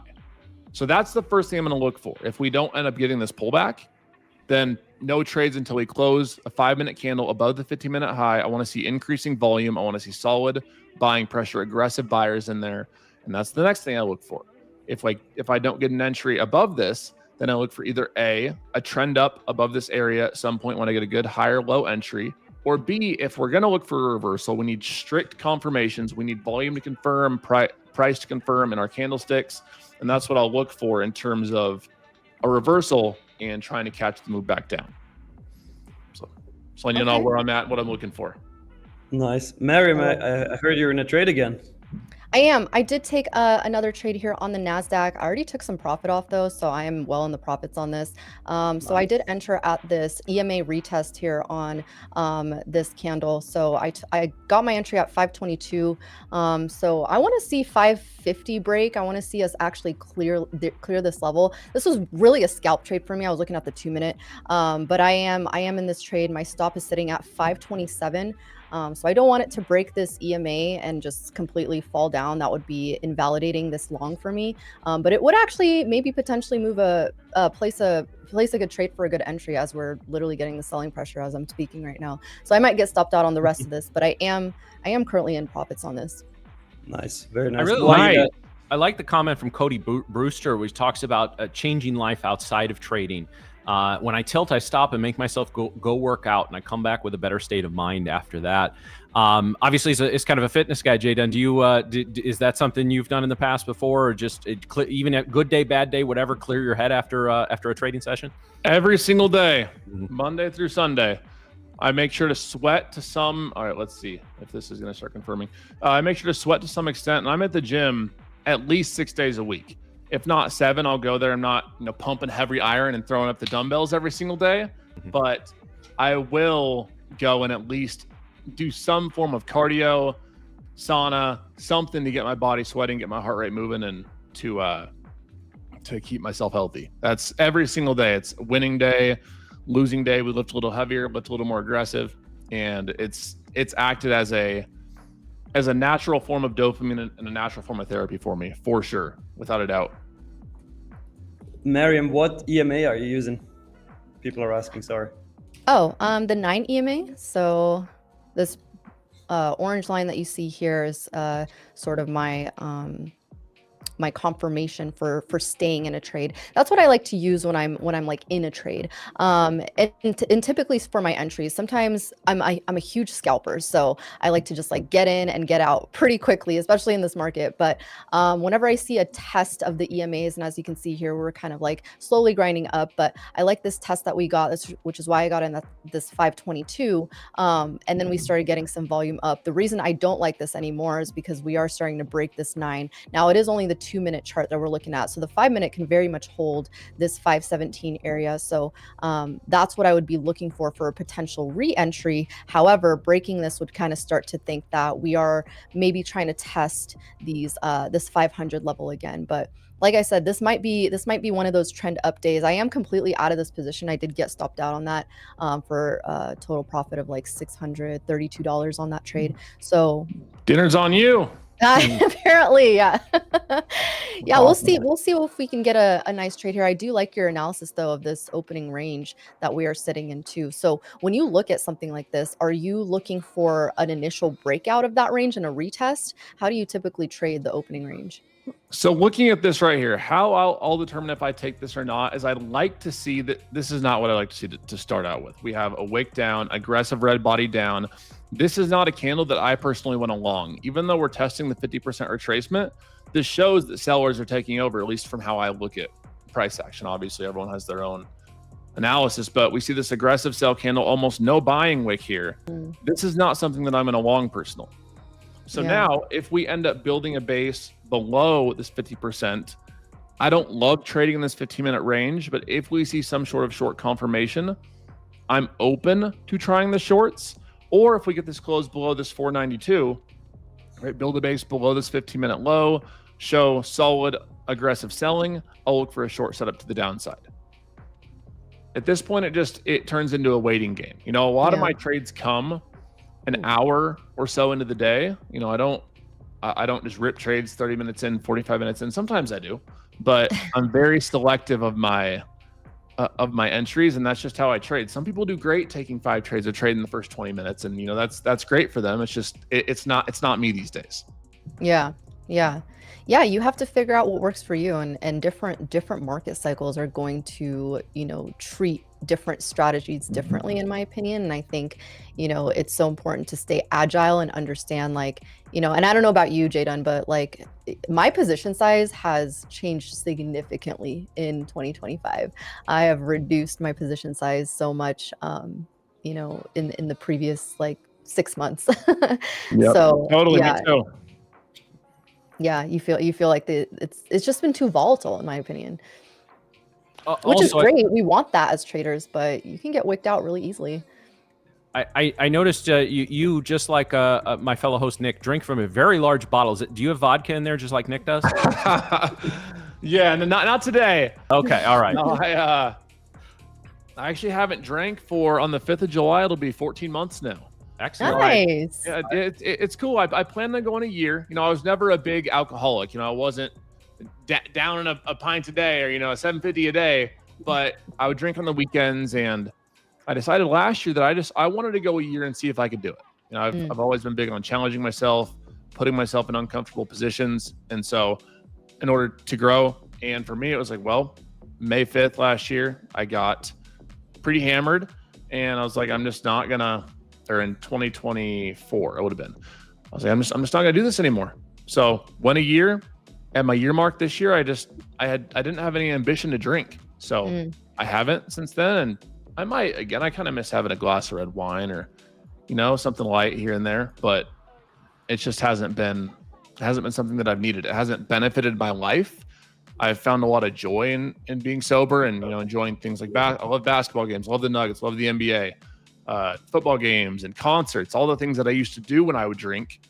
I don't need it anymore. Sure, it was there's one thing you do need alcohol for, and I don't care what anyone says, it's Vegas. Vegas is not as fun when you're not drinking. I don't care what anyone says. That place is meant to have tequila in your hand. But besides that, life's been pretty good. Well, yeah, especially as a fitness enthusiast. I mean, it can kill your gains, man. It can kill your gains. It's horrible for inflammation. It's horrible, especially the beer, for the beer belly. There's just so many negatives and there's not a lot of positives when you really put it down on a pros and cons list. Yeah. Well, it's good to yeah. Sorry, go ahead. It's definitely good to see that you are, you know, you're someone who is of habit, and it sounds like you are sticking to those, and you're very disciplined, not only in your trading, but your outside life. And that very much reflects in your trading style. So we love to see it. Thank you. And I will say, as somebody, as a fellow sports fan, I can certainly appreciate rooting for your team. However, somebody from St. Louis, Stan Kroenke, can go fuck himself. So I'll just say that right now. Yeah, you know what? They've I feel you, man. That man owns the whole world. Nuggets. He owns the whole city of Denver and half of LA at this point. And half of LA. Yep. LA. LA. I forgot to There we go again. Kind of backtracking. Where are you guys all from? Southern California for me, just not LA. Nice. I'm from Switzerland. So Switzerland. way across the That's pond. awesome. And Matt, you're. Oh, yeah, I just mentioned St. You Louis. just mentioned it. Okay, he great. knew when I talked about the Kroenke stuff what that was. If you're it's one of those sports fans. If you know, you know. Yeah, not me. But in terms of you said Denver, Colorado, or is it just Colorado in general? Yep. So I've lived all around Colorado. I have a place in Wyoming now that I spend half my time, Okay. and I also have a place in Golden area, kind of by Red Rocks. If you guys Okay, have cool. been there for a concert, anyone there in this crowd? I haven't though. I've heard right, of it, but right around the amphitheater. So I live out in that area of Colorado too, and it's really beautiful. I go outside. I got deers, bears. To change the subject a little, so we see this. We touch this 15-minute low, aggressive wick up. So now is a point where, because the market's been uptrending, I'm willing. So we're sitting at 508. This low is 486. I'm willing on a small test back down to try along. And if we would crack below this low, I would know that I was wrong in the position. So I'm not in anything yet. If I get anything, you guys will know on stream. But if I see something like this where we have over half the wick to the upside, right? Selling pressure clearly died down because we aggressively bought this back up. Even though the volume is red, a majority of this wick is to the upside. That's what I would look for a reversal of some sort to now go take out the 50% retracement and then hopefully climb back up to 15-minute high. I'm not in, so I may have missed my entry. I would have liked to have seen a move down to 500 or so with this risk down at 485 on a reversal here. But that's what I would look for. And what I'm looking for price to tell me is, where does it want to head ahead of time? Where can I visualize my risk to see where is the trade not valid anymore? Where can I get a good entry where I have 15, 20, 25 points of risk? That's like what I typically like to put on 5, 10, 15, 20 micros, depending on the setup, if I get room to add or not, and really letting it play out for a 1.5R, 2R, and then hopefully 3R plus trade. Amazing. Yeah, I do like this setup a lot. This 496 area, the same area that I longed earlier, was a really good level. We also did hold VWAP on ES. Do you use VWAP on your charts? Occasionally. I'll typically, so I have an account on Edge Pro. I have a Tradeify account that I don't really use anymore. And then I have my big account is on Schwab now, was TD Ameritrade on TOS. So I will have the whole reason I'm saying that is I will use VWAP on one of my screens. I typically have 6 charts up at a time. Having over that just doesn't work well for me. And I will typically have VWAP on at least one chart to just have as reference. Are we above it on the 5 minute? Are we below it? And just to have in the back pocket, just in case we see a key level, maybe a touch with VWAP at the same time, that increases my edge, increases my probabilities. But it's not something I actively base my trading off of. Okay, yeah. It's always good to, I like what you said earlier about keeping it simple and just using price action to determine your trades. Also, Miriam, keep in mind, I think you're in a long, right? I am in another long. I got in at so we got Jay Powell speaking again in 3 minutes, 2 minutes and 20 seconds. So, I did take off. I took off some at 5:25 and another one at 5:30. So I'm in the profits here at 22,518 is my stop. This is the most trades I've taken in probably such a small period of time. I don't know, Jdun, you're doing something. You're doing something because it looks good. I think you got a good entry down there. Looks like you want to keep moving. Yeah, we do want to keep moving. So my average, actually, it looks like my average entry was 504. Yeah, 504. So that's my average entry. I did see that we were holding VWAP on ES and we're getting some buying pressure coming in. So I'm trailing my stop at this point. So I'm actually going to keep it at 514.75. 510. Yeah, then a lot of my trading guys just ends up being just waiting. You know, it's I used to love the 5-minute work days, the 15-minute work days, but the more that I've, I guess, increased my patience, I just find that the more trades I take, my win rate goes down. You know, I would love the being able to riddle them off, and you know, that's how I traded for a long time, but now it's just staying super patient, sniper entries, and for me, it works. For me, it satisfies me. I'm happy with where I'm at financially with it. For some people, they say, no, I want more. There's more opportunities, and there might be. It just doesn't fit my edge. So if we take some, we're gonna let it rip on live stream. Just haven't taken anything. Nothing's fit the criteria of the system quite yet. Yeah, this is I don't know if that candle that came in, was that on news, Matt, or anyone see anything? No, I do think, Trump is in a press conference right now, but I've seen no quotes from it. Okay. We also have new home sales in 1 minute. We got it. Plus, it's been 30 seconds. We got new home sales, which will likely be down because being part-time realist, I do some hard money lending on flips. It's definitely really slow, especially in the bigger markets. Oh yeah. Definitely very slow. See? 6 seconds. Let's see what they give us.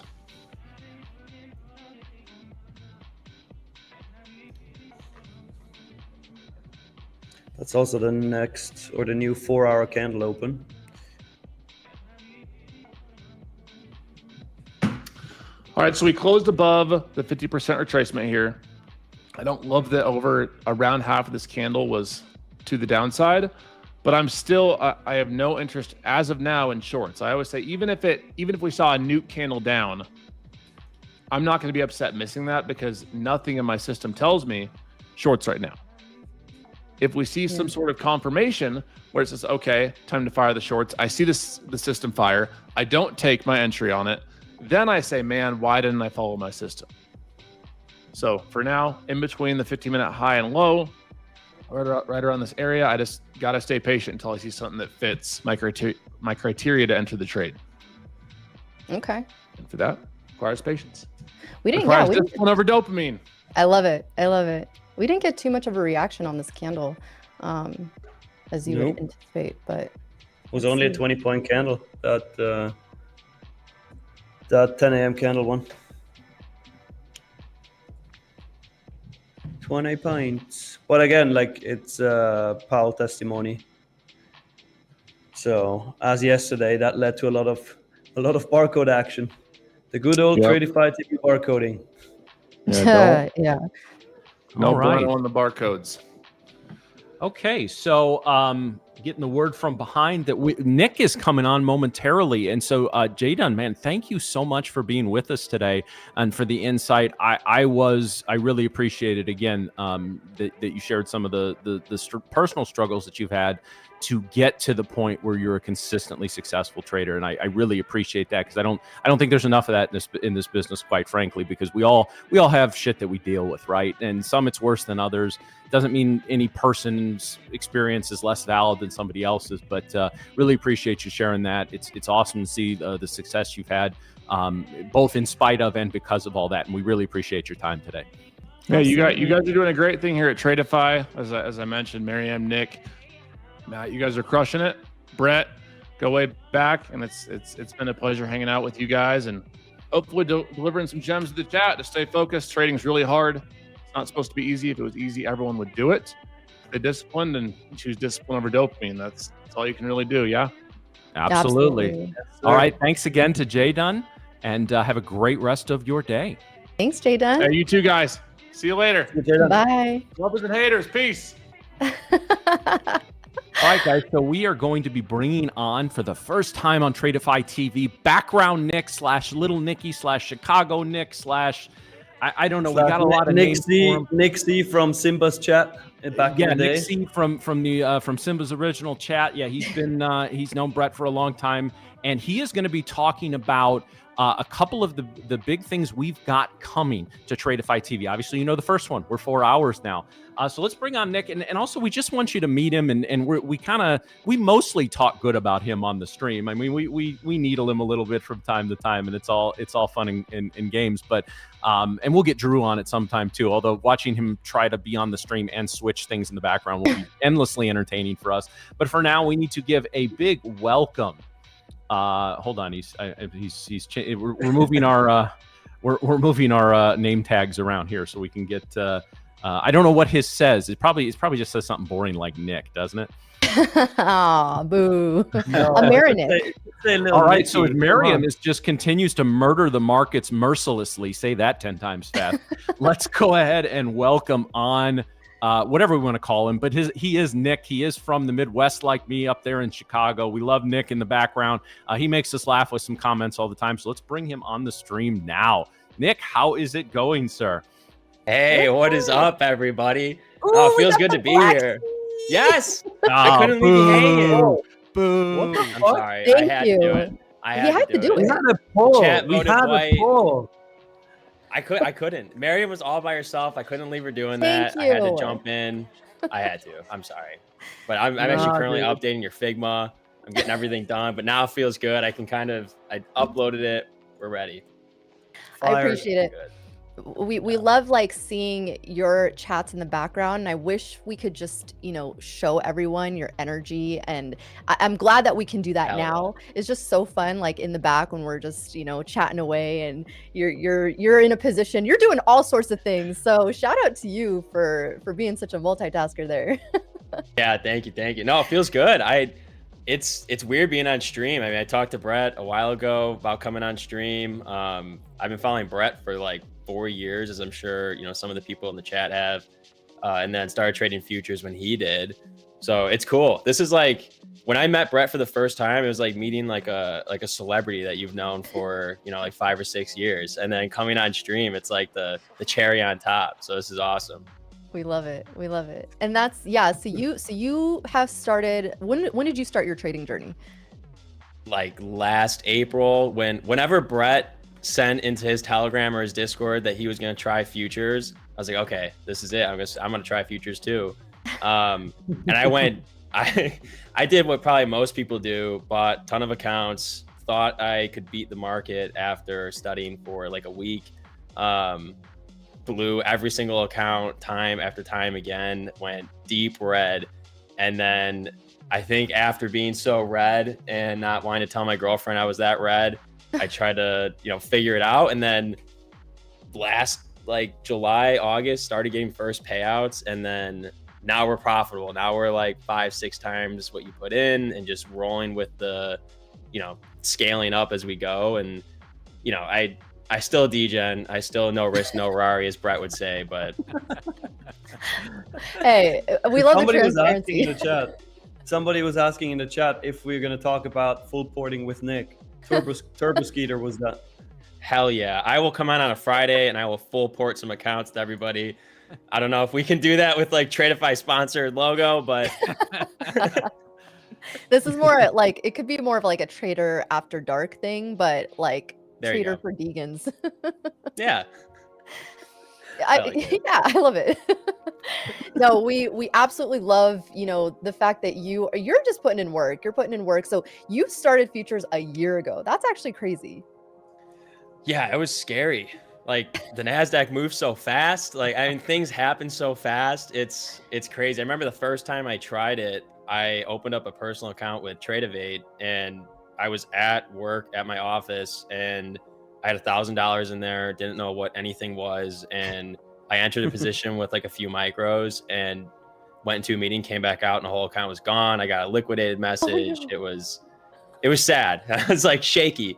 So it went from horrendous start, a very grindy grind for months, and then, you know, I think like it's a little bit of luck. Like, you know, you can have really good strategy, and like I have just a wacky like strategy that, you know, somehow works, but it's to each their own. I think that's a big thing, you know, with a lot of you know, people that, you know, follow other traders and, you know, try to learn from their strategy, like adopt it to your own. Like, you know, Yeah. each person has their own strategy. It's not as simple as copy and pasting for yourself.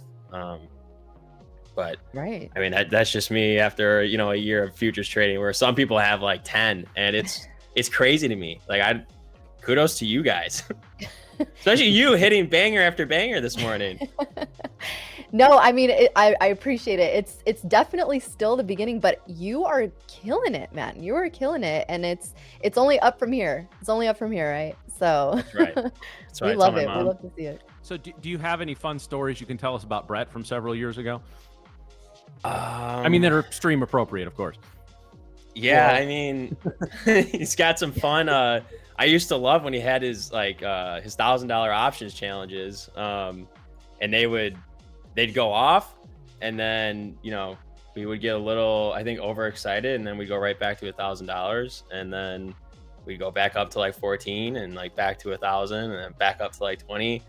No, following Brett was a ton of fun. I mean, obviously Brett's come on the stream, and, you know, his energy is unlike any other person. So I would be on my way to work at 8:30 in the morning with his Telegram Zoom up on my like Bluetooth, and I'm just hearing him scream, and we're playing the Shrek sound, like the Shrek theme song, as we're in a trade up like $5,000.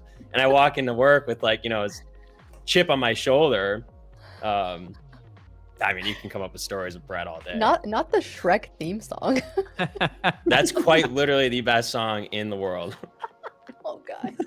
My fiance. So is that what you listen to while you're full porting accounts on CPI? Or? It is. I've got like a 6-song playlist that I've got the Halo 3 theme song, the Shrek theme song, Interstellar, Inception. Quite the range. Yeah, you know, we like to switch it up. Like if I'm stuck in a position for a long time, I throw on the Interstellar soundtrack. It switches. Wow. I got to play the mood. That's sick though. Got Hans That's a- Zimmer that's just nice like idea. serenading him. In his Hans ear. Zimmer cooks. Yeah, he does. That's- Dune 2 soundtrack. Man. I That's love sick. it. I love it. You know, Nick. Here's the thing. I already mentioned it in the background chat here, but I really want to have you on for our marbles race, because I don't know. Is this one going to be the special one? It is. We've got somebody is? in the chat made a special course for Tradeify TV. and Boundless. We Boundless have to Pavely use was the the one. Boundless. Wait, let me make sure. I don't butcher the Pavely, name. Pavely, whatever. Yeah, Boundless. But, we always Boundless call him Boundless anyway. So Yeah. one of our regulars built a custom Tradeify track, guys. So let's do a little marble race. But let's get the likes here to 650. All right. So make sure to smash that like button really quick. Get the stream to 650 so we can do the Tradeify custom made marbles race for you guys to win 2 150k growth accounts. We're breaking out of the 50-minute opening range here, by the way, guys. I got a nice little pop. Still this 475 area is holding where also where VWAP is, so VWAP, I'd be careful about shorting here. Yep. Let's see, 650. I'm just refreshing my like count here really quick. We're sitting at 609. So 41 more, guys. And we're going to do the customized Tradeify marbles race built by Boundless Pavely. Pavely. I'm still wondering, is it Pavely, Pavely, whatever. Oh, my camera is doing the funny thing again. Yeah, because I said it skinnier and taller. That's wonderful. Weight loss And people hate this one trick. Nice. You guys think we would smash through all-time highs up here and just rock it through? I think we're heading there in the coming days, especially if there's not any other negative news or anything like that.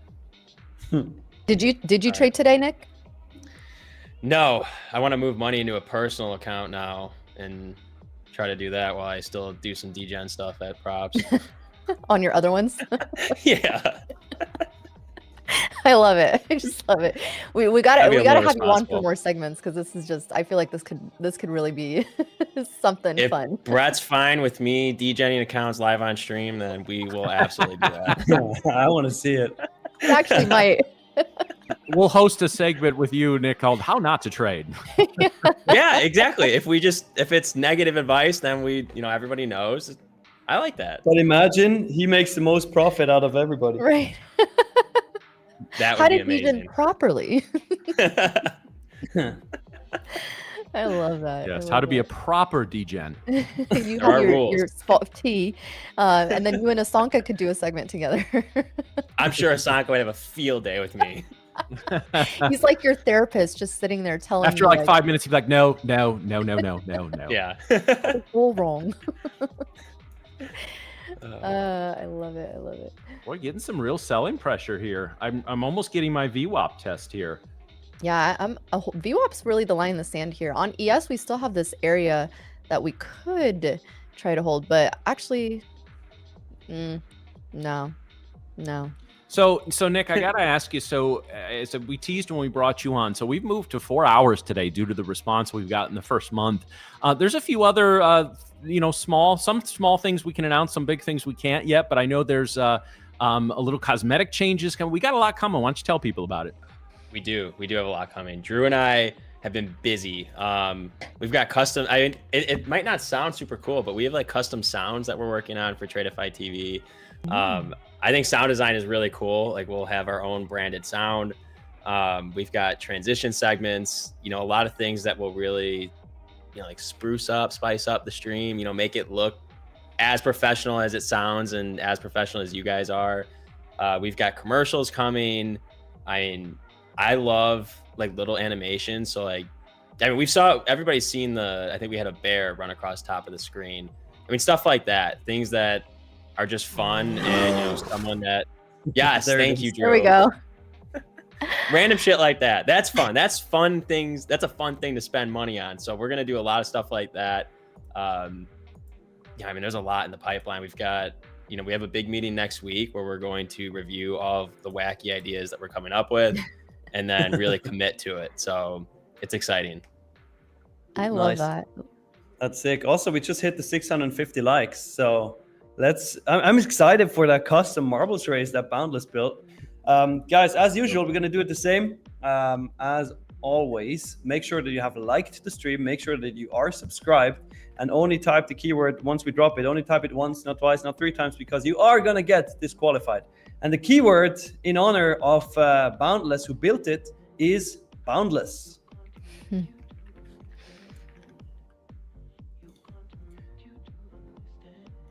And there the chat goes. Full Port Fridays. I like it.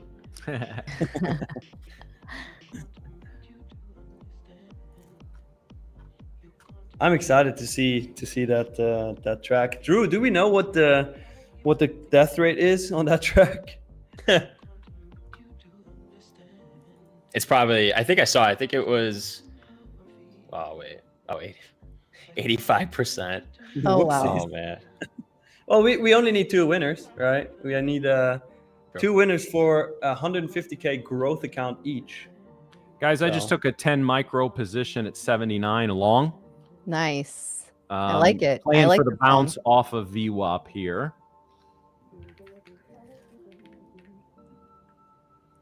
Stop is going to be a low of the previous candle, a little below that at 65. Actually, I'm going to bring the stop down to 60 just to give myself a little extra room. Sorry to interrupt there, Nick. No, you're good. We're just getting the people into the marbles race. Oh, I was talking to other Nick. I'll interrupt you all damn day. Boom. Right, yeah. That's all right. I zoned out. I was updating the positioning. And my profit target is going to be 515. So 515. I will move stop to break even above 510, but other than that, I'm not touching the trade. Nice. Very nice. Buying in the face of some big selling pressure here, guys, but at the same time, I think VWAP holds. I'm still bullish on the day, and to me, this is one of those trades that's it may be a slightly smaller percentage chance of being successful, but I think it could be a really nice risk reward. I really like this. Yeah, this is a nice area that I was actually look at ES. Look at ES. That same demand zone that we're talking about here. Initially, I was getting a little weary about it, but now that we are above the 1 hour, EMAs at least, the 5 minute could reject here, but I do actually like this as a demand zone to possibly continue to the upside here. So let's see if selling pressure doesn't continue coming in here. I do like this.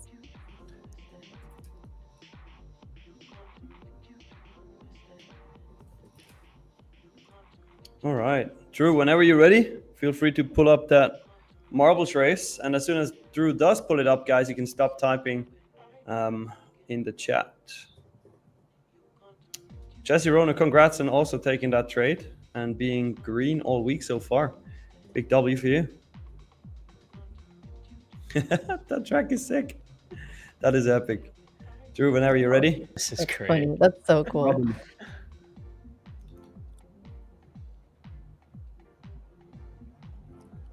I wonder what it took to make this track. Right. Like, these don't look easy to make. No, not at all.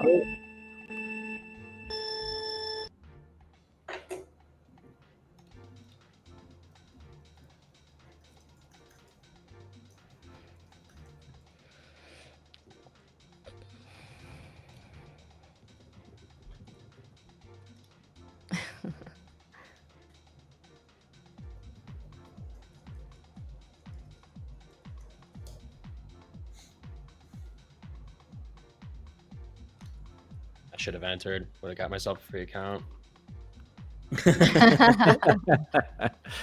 That could have been your full porting account for. That would have been it. That would have been it. Exactly. There we go. Damn, missed opportunity. You got Vader in the lead. Dairy TV trade. Pete in the lead. Oh no, he just died. Vader's gone.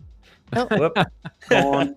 Stephen L. There's nothing runner funnier up. than watching people just yeet off the side of this. Yep. thing. It's like yoink. So good. We got Oh, Leah's Stephen L up in there. the lead, closely followed by RJ. RJ now in the lead. Raymond in the lead. Stephen L again. Oh, who's gonna get that? I mean, 2 people. Number 1 and 2 are each gonna get a 150K growth account. So Oh, they're zooming along this thing. Oh my god. they have like these booster, these kind of like booster things. Oh, and we got the first winner, Stephen L. and RJ. RJ has been in these races so many times already. Yeah. Guys, congrats! You both won a 150K growth account each. So make sure to type something in the chat really quick to claim, and also add your email address into your YouTube channel description so we can reach out to you and send you your account. Yes, please put your email in your YouTube. This is me sending that out. Make it easy for me, please. Make Nick's life easy. I love it. Well, thank you, Boundless Trader, for making this for us.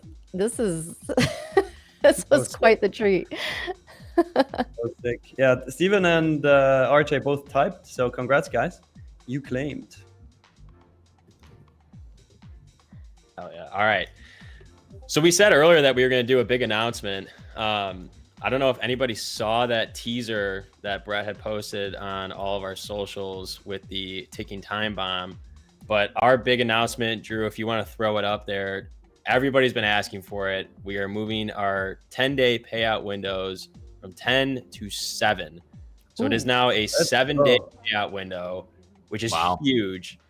A lot of feedback from you guys. Like we've always said, we iterate on things that you want and the feedback that you've provided. So we took that feedback and put it into work, and now we also are giving you 35% off. So use it up. Go fire! Buy accounts right now and degen them. I'm kidding. That's big. Only 7 days in between payouts, and the 35% off on top of that. That is epic. So go grab. So yeah, if you're consistently like day over day or 2 to 3 day over day profitable, you can make every Friday a payday. Yeah. Oh yeah. Yeah, this is game changer. 35% off until June 30th. Are you still in that trade, Matt? I am. It just can't break through 500. I'm not touching any of this. I'm just going to let it go. So profit target is up at 515. Stop loss is down at 460. Fair enough.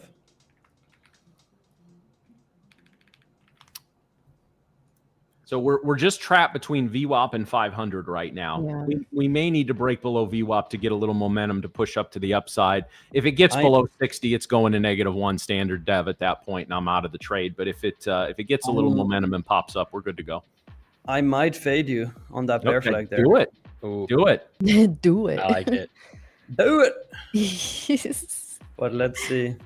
Yeah, that's the only thing is if we would have gotten a nice push on this last candle, I would have been more convinced, but we still haven't closed it yet, so who knows. But I will say I probably am leaning more bearish at this point if we can't get this candle back above this 93 zone. And this is one of those longer I'm in the trade, the less chance it has of being successful. I was playing for a strong bounce off VWAP, which it started. If this candle would close near 500, I think I'd already have profit. Unfortunately, the bears are mounting their attack at about 490 to 495. They know if we push over 500, we're probably, I don't know if we're headed to new highs today, but we're at least going to go test this +1 standard deviation band. Interesting battle going on. I've seen nice little swipes on either side. I think the bears have a little bit of control right now. I just faded you. Sorry. All right, let's do it. I couldn't resist. Selling pressure is coming in. Out of 5 now. Watch I was in 10 micros. Yeah, 460 is mid price of the day, which is usually a very strong level. That's why I was pulling out 5. That's also previous day high at 448.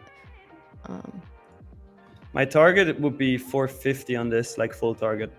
My only thing is we're holding this area here on ES, which could try to pull NASDAQ back up. So careful on both sides. It is an awkward place to be on both ends, even though I would say a little bit more on the bearish since we did reject the 9 EMAs on both futures. But right now, still holding this demand zone on ES, which bulls still look like they kind of want it. But you're right, Matt. To your point, if we get back above 500, I think we start moving up. Yeah, I want to say we need a sustained push below 470 for the bears to take over, and a sustained push kind of above 490 to 500 for the bulls to take over. This is honestly at this point, you look at the last 2 candles, like my trade is 50-50 at this point. I think it's 50% chance we push up and hit a profit target, 50% chance we hit a stop loss. Yeah, that's just kind of where we're at. Although each candle seems to be making a lower high, so we really need 495 to the upside. Where's your stop on yours, Nick? My stop is sitting at 499.25. Okay. So that's a smart stop with 500 there. Buying pressure is coming in here on ES. Yeah, it is. That demand zone on ES is strong. We're literally keep holding. Yeah, it was the GP. What'd you say, Nick? It was the GP. That was Brett's famous strat right there. Oh, was it? 465 was the GP. I mean, depending on where you draw it, but if you take the most recent swing move up to the highs from about like 5, well, for me, like 5 a.m. Central Time to that high, That was a nice little GP bounce. What's your strategy, Nick? Oh shit. Full port everything all the time. Why did I ask? If Brett ever posts in our Slack that there's a GP incoming, then that is a full port trade. But no, I don't know. And it changes sometimes. Like if there's like a really nice GP in like a 15-minute time frame, then that's always a good trade for me. I looked into like ICT trading, and a lot of it is just, it's like similar. It's like different word or different phrases and terms for things that people have done for a while, like support and resistance levels, being liquidity sweeps. So I do like to look for a Asia high or low being taken out, and then a potential reversal. I like the reversal plays a lot. I think those are the ones where you can do minimal risk. If you have, like SMT between ES and NASDAQ, then you can risk 15 to 30 points. And, I try to catch those 60 to 100 point trades. And it works sometimes.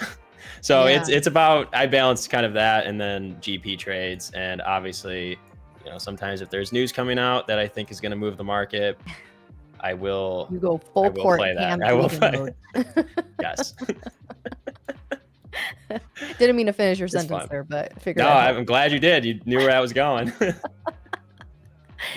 That's hilarious. That's funny. No, I mean it's such an interesting, like, you've been trading futures for a year now, but you're at a point where the markets are pretty volatile.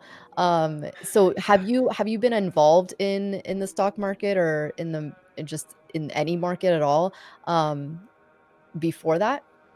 Yeah, I traded options before, and I think everybody that says they traded options, everybody knows what happens when you trade options. And so, I've seen the market.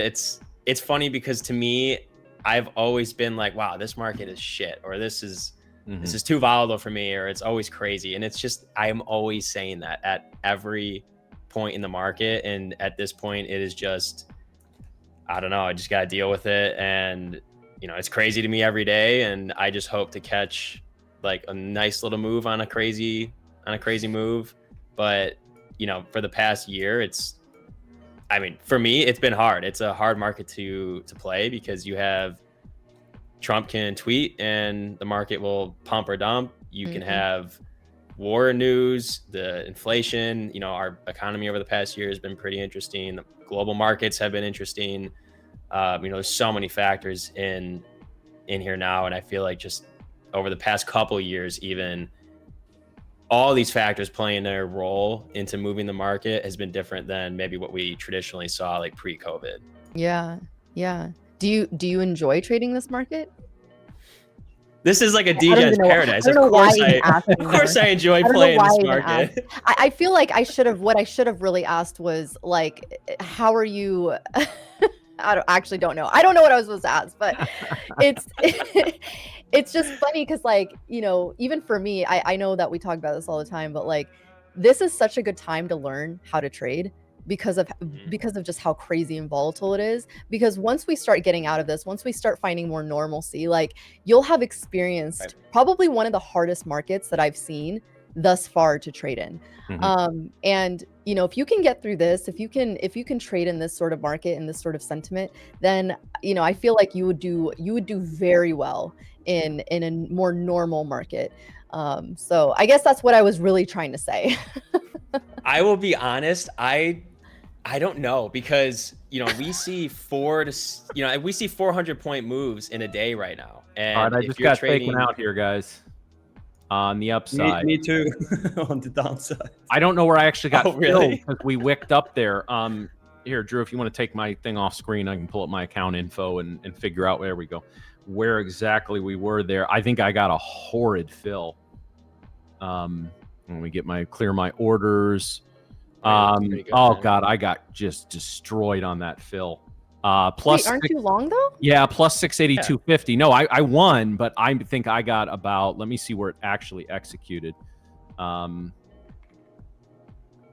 That doesn't look right, but whatever. Anyway, plus 682.50. I'll take it. I'll examine that a little more later, but I think it tagged my market order. I think I got at least 3-4 handles of slippage, but we'll see. Whatever. Win's a win. Okay, great. Win's a win. I got the L on that one. Well, I took half off in profit, but then took the L on the other half. I got you this time, Batman. Yeah. Oh well. I'm Batman. Great job on your trade, Matt. Good job, Nick. So Lil Nicky, you were saying like you don't really know how you would trade in a different market then. This is kind of what you're used to. Yeah. Because like 2 to 3 micros can take you, you can make $200 to $400 a day on some of these moves. And if we don't get the same 200 point moves in a day, like I don't know, maybe this is silly, but sometimes when, some of these, like yesterday, for example, we just barcoded all morning. I was in a trade from 7:30 and I'll just go on in Chicago. There's a dealer. It's called Chicago Bentley Gold Coast, and it is all sports cars. And I will just sit there and look at sports cars while I sit in the trade for 2 hours. So like, I don't know what I'll do if the market's that slow. It'll just be boring. This is a good point, actually. This is a really good point. That's actually something I didn't really consider because we have seen such volatile markets in the last, I can't even remember the last time we really sat in a normal-ish market, even in the last 5 years. But this has definitely been the hardest market that I've traded in.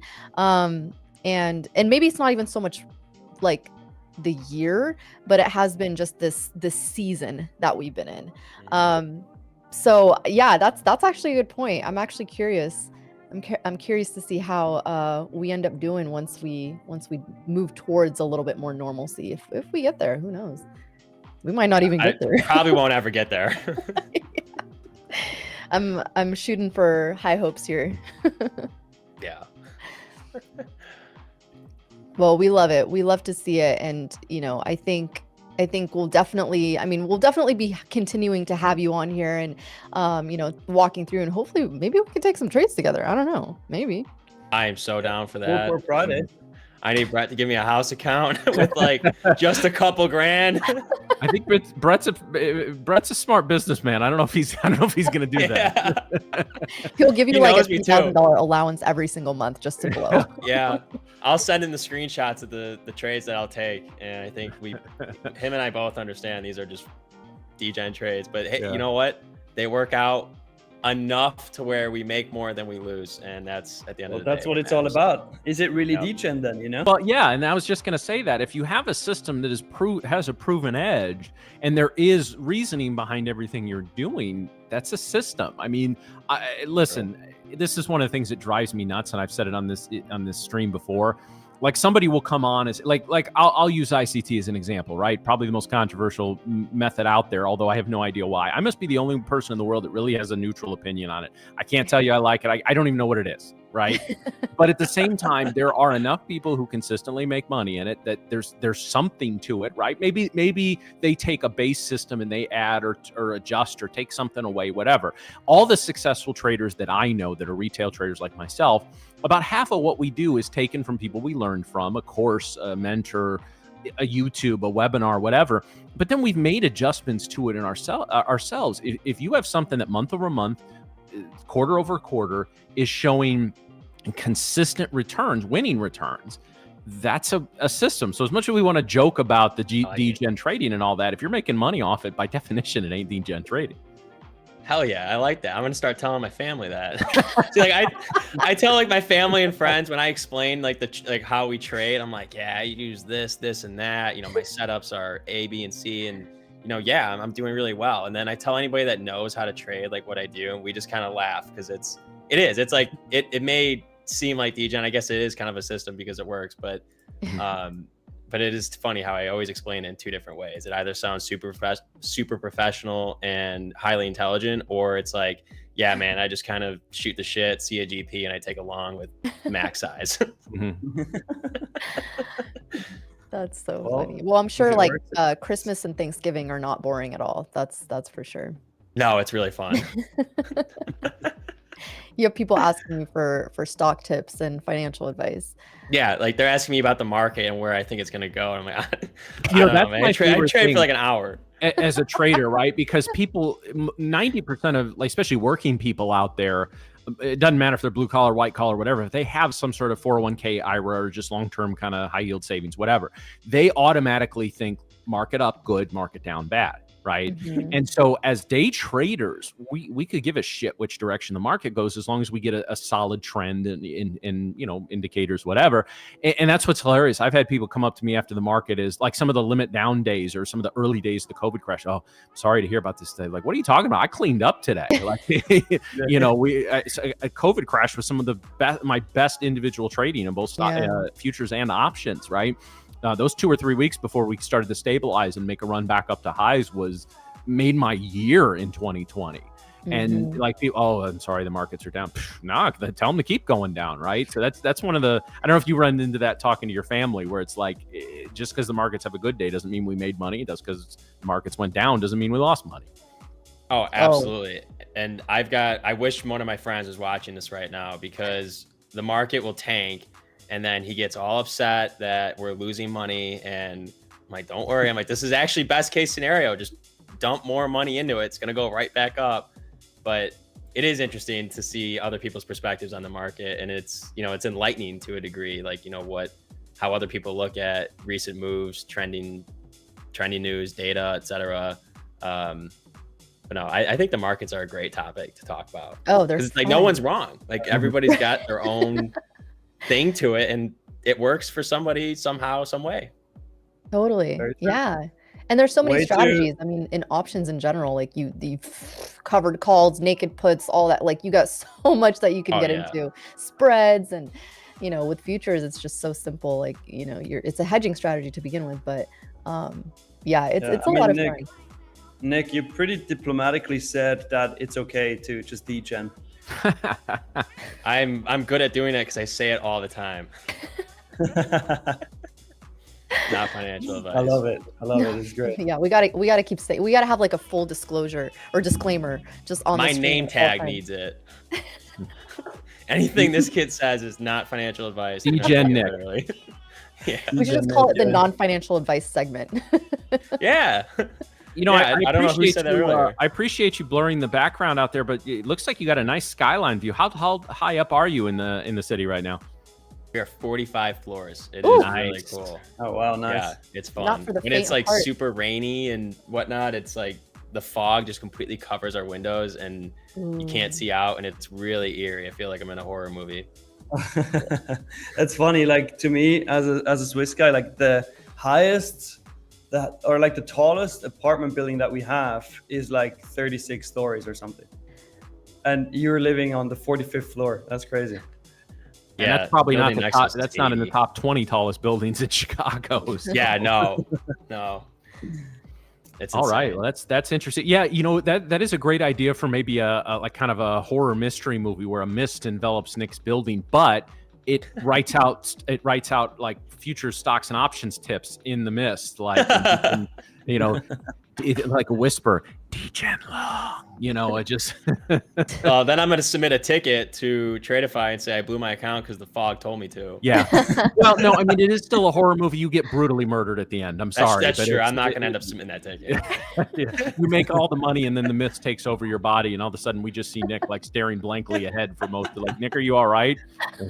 Oh, you should have been like a movie director. Yeah. But see, these are the things where the markets are just choppy like this that we can get going through our head. That's true. I wonder what kind of movies Matt watches. I've watched a lot of movies over the years. That was like That was like my main like way of, hey, it was a lot healthier way of unwinding than what some of my buddies did in their 20s. I'll take that any day of the week. So and so we understand, Nick, you just turned 18, right? How's that going for you? Oh, no. It's like, shit, what? No. He's like counting his birth year on his hand. He's I don't know. Yeah. I'm this many. Yeah. Oh gosh. Wait, when is your birthday? Now that we're talking about zodiac signs, let's get into it. August 31st. I don't know what that is. August 31st. Yours is coming up. Yours is Yeah, I coming don't up. know. What is the sign? Is it I think anything you're. good? Is that a Leo or a Virgo? I actually don't know. Someone Are might either say of those something good? in the chat. Which is more likely to be a degen trader? That'll tell you which one. It is. Yeah. I could ask ChatGPT. We'll see what ChatGPT says about that. Oh, it's like both. It's close to the end of Leo are within kind of the on the- dates for yeah. Virgo. Yeah, you're a Virgo. Ah, so Makes sense. And I joke, Nick just didn't turn 18. He's 20, of course. He's 19 and a half. No, I'm 21. I can drink. People are still gonna believe that. Yeah, guys, I'm 26. Come on. I love that. I love that. That's I mean, so if you were to pick one way that we're going today, what would it be? If I were to say full port something, which way would you go, long or short? I would short the shit out of this because wait, like right I'm here? just seeing that we're high. Yeah, man, I would like. All right, wait. Let me look. Yeah, take All a right, look at I'm that. gonna mark this out. Okay, I'm gonna mark Lil Nicky's trade. I just need to know where. Tell me. Let me take my super detailed strategy. All right, we're gonna short this at like 520, and we'll stop at the 520? highs at like 550. Okay, got it. I put it on the screen here so people see it. And now it's gonna So- like just rocket right through. Entry at 520, you say? Yep. And what would be your 50 target? mini of this? short. See, like with the targets, sometimes like if it doesn't look super clear. I mean, I guess taking out that recent swing low of like 414. So we're gonna go for the 106 point trade. Oh, all right. Wait, what? Where? 414? Yes, like that 420 swing. Let's do I mean, around 100 points. Okay, at 420. Yeah. Because if we 420. break the 463 low, then my stop would be break even, and I would let it run for the rest of the day. Wait. These Right. big reversal plays are the best. And I didn't check if we had SMT with ES, but if we did, that's even better. All right. There you go. You see it on my chart? Yeah, now we're cooking. Let's see if Sick that ever gets Trade good. with one M and Q. I love it. Background Nick's full ports. I mean, it's right. To be fair, it's right at the midpoint of the 50-minute opening range, so it could actually reject there. So Yeah, I mean, we didn't have SMT, so this is me having to take a trade, but when I like look at, a pump like this, I fall into that, like, we're way too high. We've got to come down. Like, I don't look fair. at, like, we're going to keep pumping. But inevitably, those are the trades that you get in, and it just pumps right through high A. And then I yell at my computer. Yeah, I'm looking at book maps right now. We have sellers at that 22,550 area, and then we have a pocket of low volume here, which we could actually start to test the 30s, the 37 zone. And then if we just like cut through that, then yeah, 550 would be the next level. So we might break highs. I don't know. We might break highs, Garnish. Probably will. This candle's strong. Yeah, it's a big one. Big vine. well, Nick, here comes your entry, I guess. I'll convince Brett. If this hits, then Brett's got to give me the house account. If this hits, all right, we have a recording of it if it hits. So, It's true. and by the way, guys, this right here on the screen, it's a joke. Okay, don't do this. It's not financial advice. Not at all. It's not even like the trade idea. This is a 50-50 call out by Background Nick. 50-50. Sometimes I think I gave myself way better odds than it actually is. Yeah. Well, we'll see. I mean, you're looking to blast through previous day high. If you want to go to 420, what did you say your break even spot would be? 79 or 75? If we broke 463. Oh, 463. So basically that recent low. Yeah, just a new low, basically. Okay, so you're in now. All right, let's do it. No, not yet. Not yet. You missed it by one tick. Imagine it rips down 100 points. I'd be now. You so missed it. upset. Yo. Let's see. Oh, yeah. we're getting some buying now coming we're in. Yeah, there you go. All right, Nick's full Ooh, port careful. long is active now. Full port My short, sorry. 15 mini full port short is now active. Oh, 15 minis? Is that what you do? Yeah. No, I don't have the capital to do 15 minis. Yeah, you No, I do. would have been like, don't be I- that humble. yeah, you're right. Yeah, you're I right. do 15 minis on like if I'm just feeling like throwing, little paper cuts, then I'll try 15 minis. Hey, Nick, the chat is asking for you to be on every single day. They love you. They want me to full port. Look at it's working. We're up 5 points. With 15 minis, we'd be up $1,500. I would just close it. Ooh. Yeah, easy game. I mean, that's crazy. Like when you actually think about the sizing, and Yeah. I mean, I never size with more than 3 to 5 micros, but I can't even imagine if you were somebody with a capital to trade like 10 to 15 minis on a trade. I'd be panicking. Yeah, that is. Imagine you're trading like 100 contracts, 100 minis. There are plenty of people doing insane.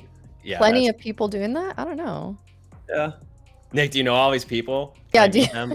Get them on the stream. Well, I mean, mom, dad, my sister, my brother. Your whole family's just a giant hedge fund. Yeah. Oh man. Mm. But it's actually playing out pretty nicely so far, Nick. I must Yeah. say that. Yeah, we're getting a nice rejection there. ES is rejecting that high of the day and made a lower high, so this could be a good rejection point for sure. I mean, I will say that was right in the middle of the GP between the 618 and 707. Oh, I love the GP. It's so much fun. Do you use that like the most? Would you say? I wouldn't say the most, but it's like a good, confluence for me. Like if there's a GP, if there's support resistance levels, if we have SMT, and then if we just took out a recent high or low, then all those together paint a nice picture for me, and then I'll size up to 5 micros if I'm really feeling it. Ooh, real Nick, high what kind five selling coming in. Nick, what kind of wizardry is there in your brain, man? This is playing really nicely so far. Oh yeah. It's the degen system that Matt was talking about. Like it just the shit works out somehow. Yeah. If you were Yeah, in this nice with projection 15 minis, dude, you're up 30 points now. That would be crazy if I was in 15 minis. Oof. You would have gotten out way before. I You feel would be like. up 9K now. Yeah, I would have. I mean, yeah. See, like I wouldn't be able to hold that. I would just. Right. I would have sold. Why I not? would've sold. Why not? Well, the degen in me inside would be like, it's gonna go down further. You've got to hold. And then You got to understand that when Nick's trading, there's a tiny little devil on one of his shoulders that says just full port degen into it. Go five contract. And on the other shoulder is another little devil saying, no, double it, 10, 15. Yeah. I was gonna say there needs to be like more than just one, because there's a lot that are telling me to full port it. The angel telling him to be careful. The two devils took it and stuffed him in the fridge about an hour ago. Yeah. He's trying to swim out of a tub of yogurt right now. Yeah, literally. If this breaks WeWop, you have a really good chance, man. Not gonna lie. I would love to go break. There is nothing better when I take a trade and it's a quick move and I can move it to break even and then go look at sports cars and check back in 10 minutes. Love it. Sports cars. What's your favorite sports car? I want a Lamborghini Aventador so Oh man. bad. So- Yes, how I'm one of those cliche. guys. I'm one of those guys. Nick, Not an SVJ? Nick, look here. I would I'm take with an you. SBJ. I was being humble. I'm with you. Yes, that's it. He knows. Nick knows what's up. I want to walk into a dealership one day and say, "Hey, I just made like 500K on a trade on futures, and I want to buy a Lambo." And I'm sure the salesperson would be like, "Oh, another one of you." Yeah, he probably will. I'd be like, "Oh, this is gonna be so easy." He's like, "Follow me." He'll ask I got specifically one for you. how much you made and find out a way to get every dime of that. Oh, absolutely. That $400,000 Lambo just became 510. Yeah. Hey, Nick, you're up 40 points now. Oh yeah, we hold this. Wait. Maybe if anybody actually, wait, I think it was Siggs that took it with one MNQ. Wait, Maybe Siggs if you wanna took be it? smart. Yeah, he took it with an MNQ. One of them. Nice. Let's go, Siggs. I mean, We're if shorting this this to the hits, he's gonna ground. make He's still gonna make $200 if it hits. This is a solid Yeah, trade it's- so far, actually. I'm good entry It is on pretty that. good. Dude, your drawdown It's my on this debut. trade- Dude, Hell your yeah. drawdown on this trade was 4.75 points. W's in the chat for Lil Nicky do over it? here, just killing That is entry. Dude, many people took it. Look at the chat. I love it. That's awesome. You guys are crazy. I love it. I said that's not financial advice. Don't do it. That's awesome. Yeah, that's amazing. Let's That's see if how we I can feel. break See, you like up all we here. would need right now is just blasting the Shrek theme song in the background. And I need a money gun and like a red hammer like Brett used to have and just start swinging this thing. Ask Oh, me, double A Charles, pass an eval. Let's go, dude. Hell yeah, let's get anyone else here who's taken their first payout recently. We always want to know if you've passed your first eval or taken your first payout from Tradeify. We want to know about it. Nothing's like your This first one- payout. Yeah, true. Yeah. I mean, that is the best feeling in the world. Well, I feel like I missed out a little bit starting in my own brokerage account, but I remember the first time I took money out of that, like when I was above, above my how much I initially put in, and I took, it's like, okay, yeah, tax is all. It was like almost free money when it hits, right? Because almost for just a few seconds you forget about all the work you put in, then you remember and you can appreciate that like you earned the shit, like it didn't just appear there, right? But yeah, there's something. First Tradeify payout yesterday. Green Man, congratulations. Nice. It's That's the name. awesome. Green Man. Green Man is Laser dream. Fire said, took my first payout, then blew the account. Well, if the payout was more than you spent on the account, then you're ahead. I mean, I'm not saying reload right away, but at least you did enough to get to that point. So go figure out the things you were doing right, and figure out like we've talked about on this show. And Nick, we've had private conversations about this too. It's like when you tilt, it tilted in step 5. What were the previous 4 steps that got you to that point? And then, so again, if you took a payout, that's step 5. What were the 4 things you did before that, or 10 or whatever it was, that got you to that position to take a payout? Like if you've blown 30 accounts and got a payout in one, okay, that's probably a healthy dose of luck and full porting. But if you're, on your 3rd or 4th account, you work it into getting past, all right, maybe you blow the funded, then you work 3 or 4 more and you get to the point where you're in fund to take a payout, you earn that. You did the work on that. So make sure it's one of the reasons, guys, we talk about knowing yourself as a trader and knowing how your emotions affect your trading, because you have to be able to go back and understand what you did right and what you did wrong. Honestly, what you did wrong sometimes can be pretty easy to pick out, but sometimes what you did right isn't. So again, it's emphasizing strength, eliminating weaknesses, and hopefully getting to the point where you're driving that Lambo. Hell yeah. Yeah, this is looking so good. This is really looking good. It is. I like it. You are getting a house account, Nick. I feel it. I have to. You have Give to. me give me a grand with 1 micro. We'll turn it There into you go. something. That's your max risk is 1 micro. With a grand, yeah, definitely. Maybe 2. Maybe we can get a little Yeah, crazy maybe. with 2 micros. If you're I went good. to sleep. I don't know if it was. I think it was Tuesday. I just like. Oh, it might have been. I don't know which day it was. Whatever. These all blur together. But I took a 2 micro trade and we ended up $1,000 up because. Wow. It was like a stop was 30 points. It was a $200 loss, max loss, and then just no profit target. And I just went to sleep and woke up and closed it. That's actually wild. $1,000 pretty on sweet. two micros. That's I feel like we spend all day Yeah, in this that's show huge. telling people how difficult trading is, and here Nick comes down and just jacks it all off in his first 30 minutes. Be like, now you just got a full board here, degen there, and you're in Lambo land. No risk, no Rari. Let's go. In Lambo land. You gotta have fun with it. Yeah, you do. You Yeah, honestly have to have you have to enjoy losing. Like you have to enjoy the fact that you may lose the money for an account, and like it is what it is. But Best loser wins. just, yeah, exactly. True. Love that. Very true. And Nick just reloads accounts when he loses. Damn straight. That That payout money goes right to it. safe, because you're always talking about degenning and all the like the windows behind you. They don't open, do they? The one the one next to me, next to my PC does, but it's like it opens like this, like a flap, Okay. and it only opens like 5-6 inches.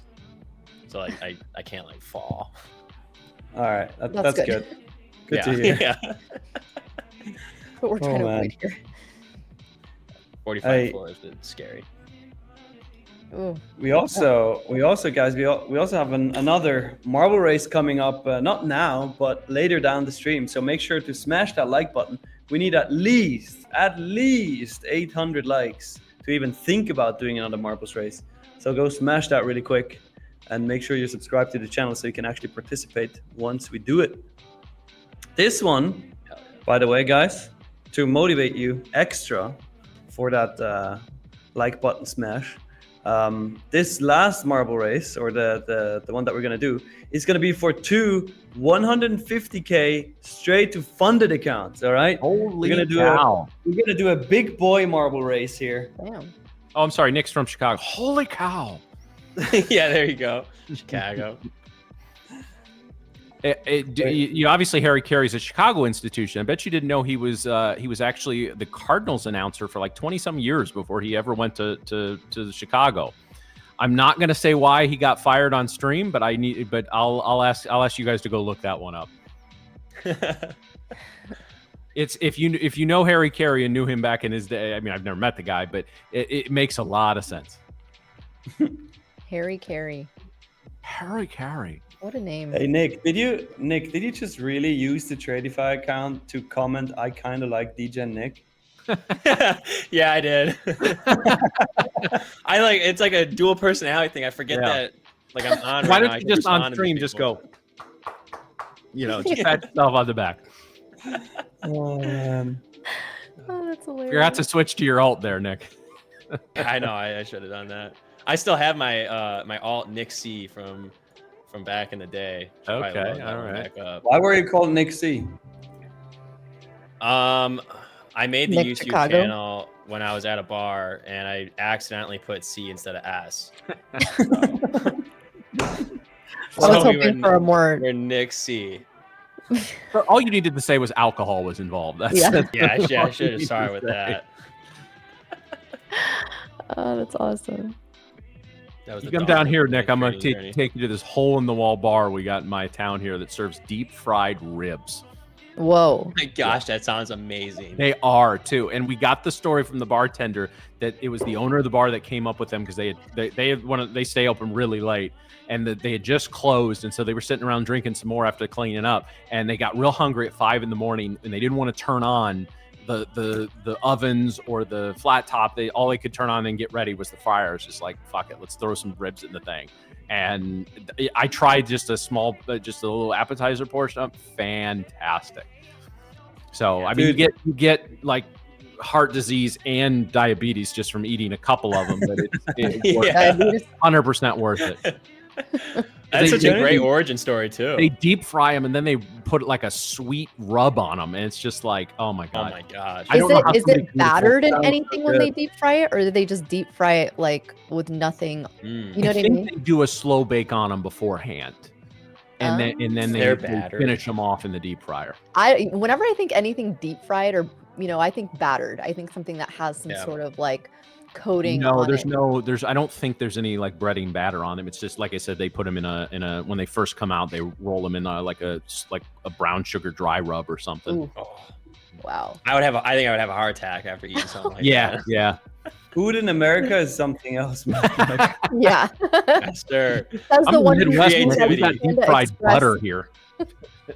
I mean, not gonna lie, it's pretty good. All these things sound pretty good. Promise you it's better than Panda Express. I promise you. Hey, and No, I'll stand on here and defend him. Panda Express. Hey, you know what? Thank Get you, off. Nick Gang. Yeah. Nick Oh, Gang. can we give some credit? Express? Come on, guys. Can we give some Better than credit to that. Turbo Skeeter saying that Nick's rapper name would be Lil Degen? Oh gosh. Oh Lord. I kind of like this bear flag here. I just don't like that we're sitting right above VWAP, so I would be careful with that. But dude, your short might just play out. Let's see. 4-14. Here we come.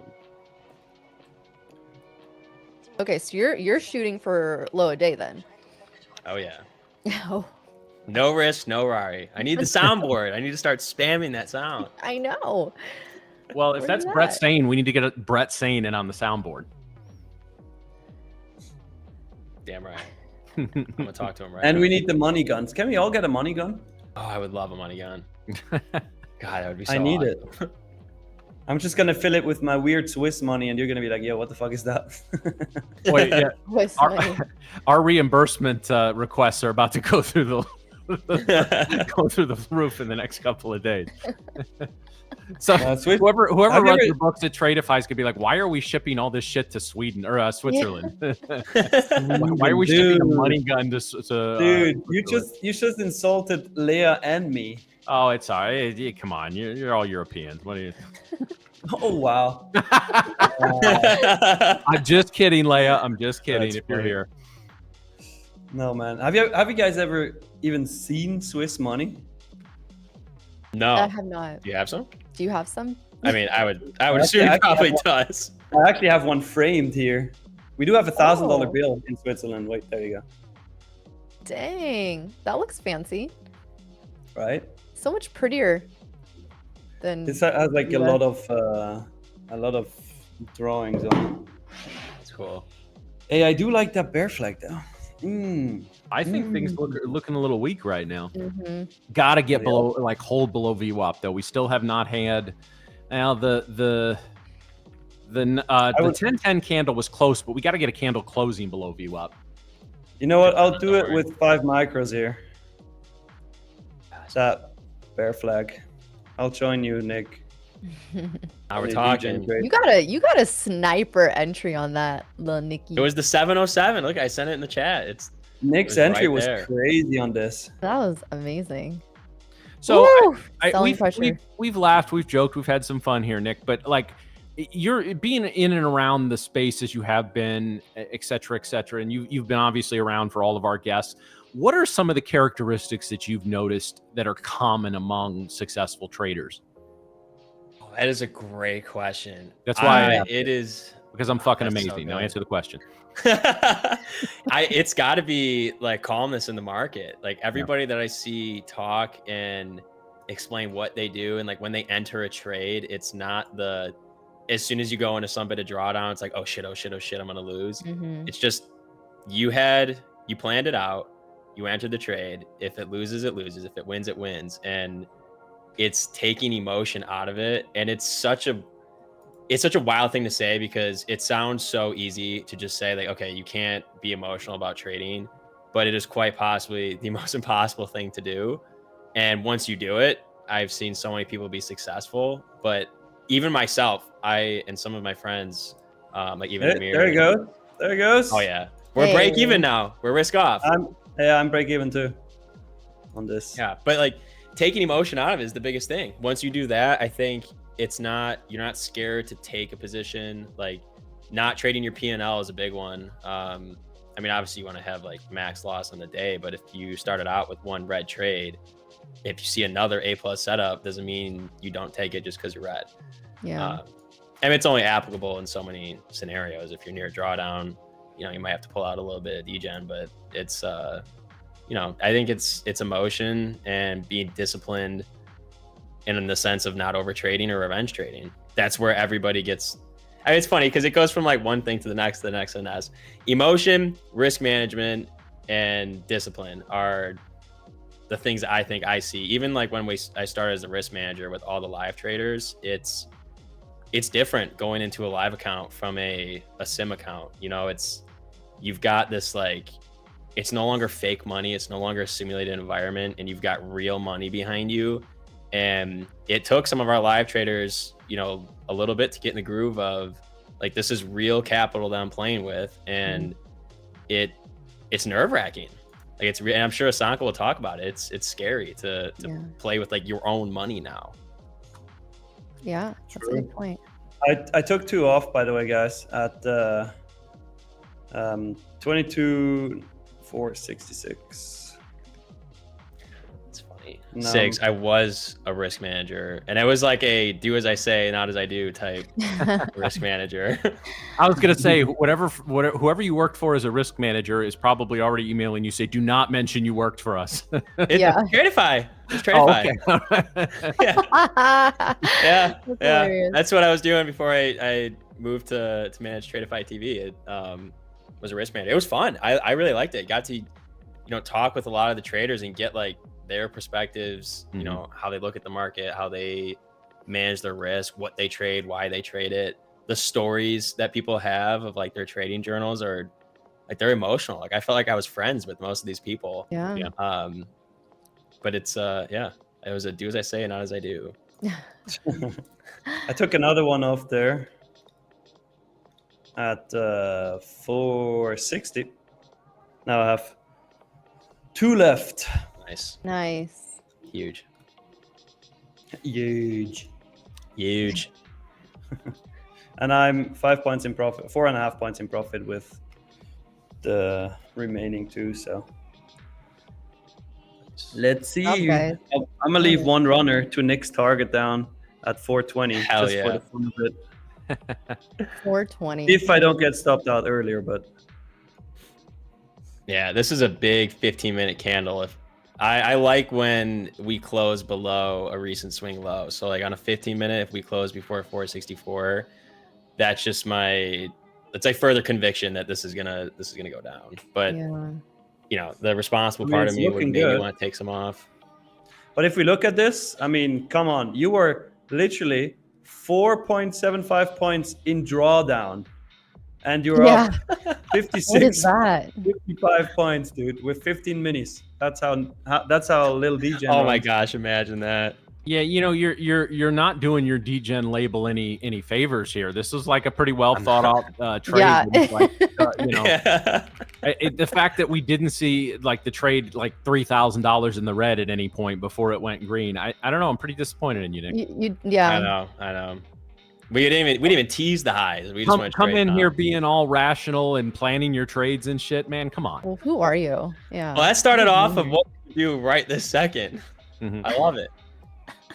Those are the best trades. No, I'm Absolutely. kidding. It's actually not the spontaneous trades. Yeah, this still looks good. This still looks good.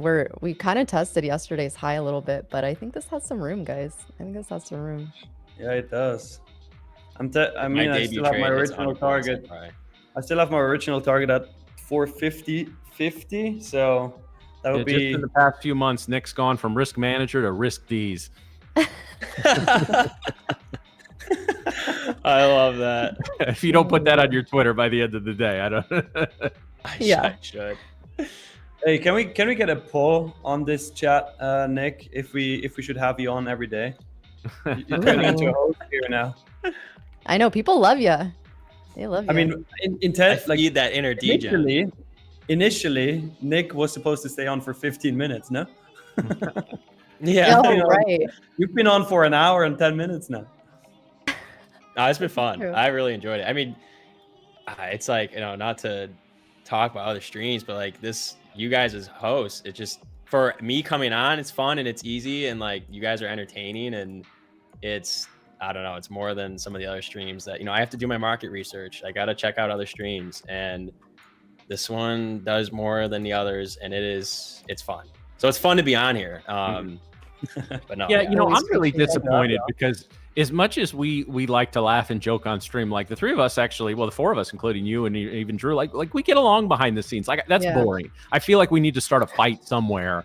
And I've been like, trying to do this with you every single day, Matt. So So Yeah. like in a couple of years when we're the top stream out there and there can be like a like a behind the music or something on us, like they hated each other behind the scenes. good times. All right, my TP just hit for 1, and now I'm gonna let the last degen one run. Nice. Talking. However, I do have my stop at 470.50 there, so still 10 points in profit on that last one. Nice. Good fucking trade, guys. This is solid. This is solid. The chat is eating today. Yeah. Love it. I can't believe some people actually took that. I love it. It's hilarious. That's actually kind of funny.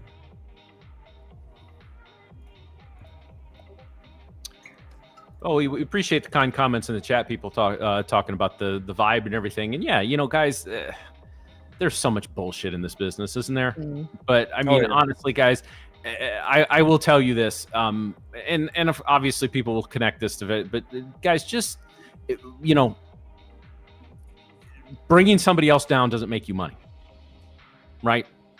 End of story. I'm not going to go on a rant about this, but just, you know, when we can bring some positivity to this space, that's what we're going to try and do. And I'm not joking. All of us do really enjoy each other's company behind the scenes. We had a great time in Miami. I have no doubt when we meet up again, we're going to have a great time as well. But yeah, just, you know, it's really, we're here to try to make you as good a traders as possible. And sure, when we can participate in trades together, that's great. You know, anybody that full ported with DGen Nick is doing very, very well today. But guys, just like I said, we want to be a little bit of an alternative. We do. I've said in the first stream, we want to do things a little differently. Now, we're a YouTube show. We've got to provide a certain amount of entertainment to keep you guys around. But ultimately, we are aiming to be a little bit of a cut above everything else. And it's been just an absolute blast so far. I'm looking forward to the rest of the summer. And yeah, definitely, Nick, we need to get you on a little more.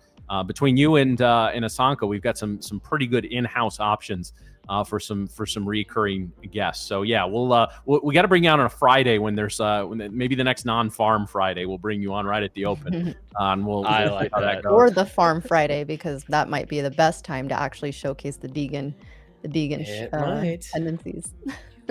That CPI, FOMC. I'll just come on for all the news events and we can just hang out. Exactly.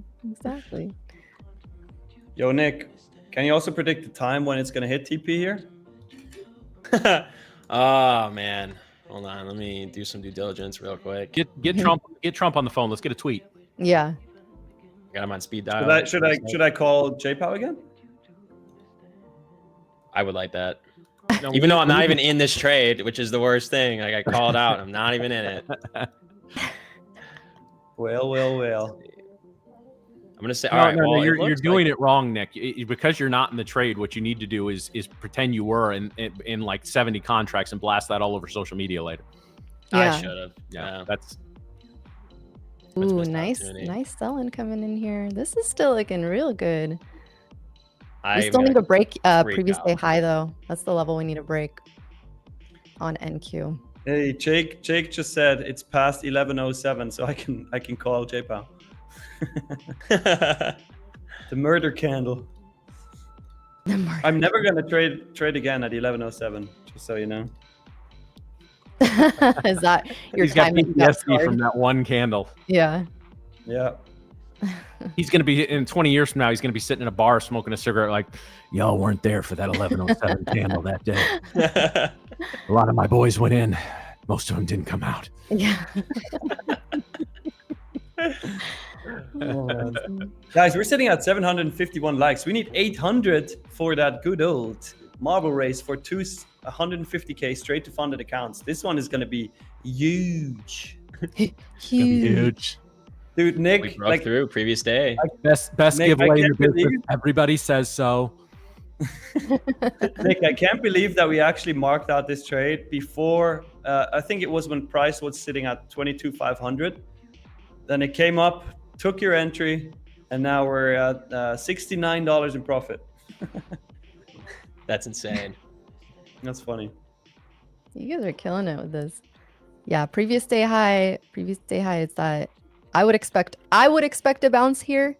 Because it seems like we kind of want to, but if we clear this 50 area, like I would want this candle to actually close below this 50. I think we start heading down to the 20s. That would be nice. I have my target there, so thanks. The funny thing is, sometimes I don't even use like an actual TP to sell. Like if it hit 414, the degen in me will just move my stop to 420 and then see if I might get a few extra points out of this and just trail it. If we make a low here below 22,444, I'm gonna trail my stop to 58. Yeah, that's probably smart. If But your entry was good too, Nick. Swiss Nick. Thank you. Yeah, I took that bear flag entry here. A bit of a late bear flag entry, but I didn't want to miss out on that one. It looked too nice. Yeah, that was the consecutive 15-minute candles that we've had there are crazy. I love seeing the full body candles when you're in a trade like that. No wicks.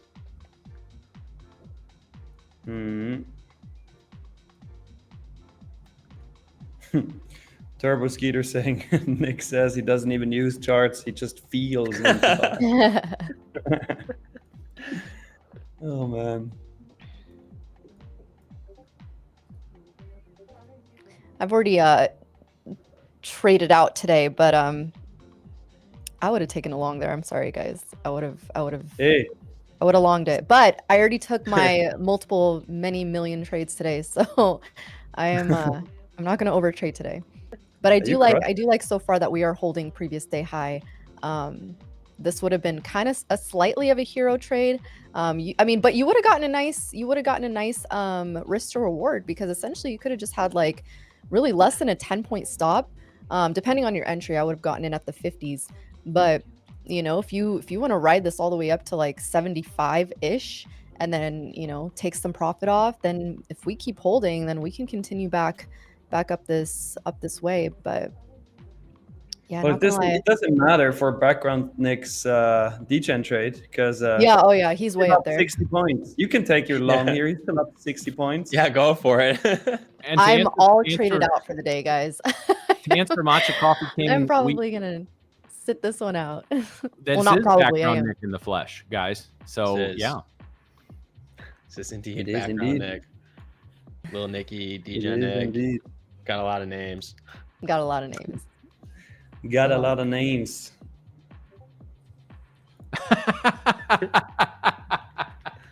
Oh. Okay, that's the comment of the day.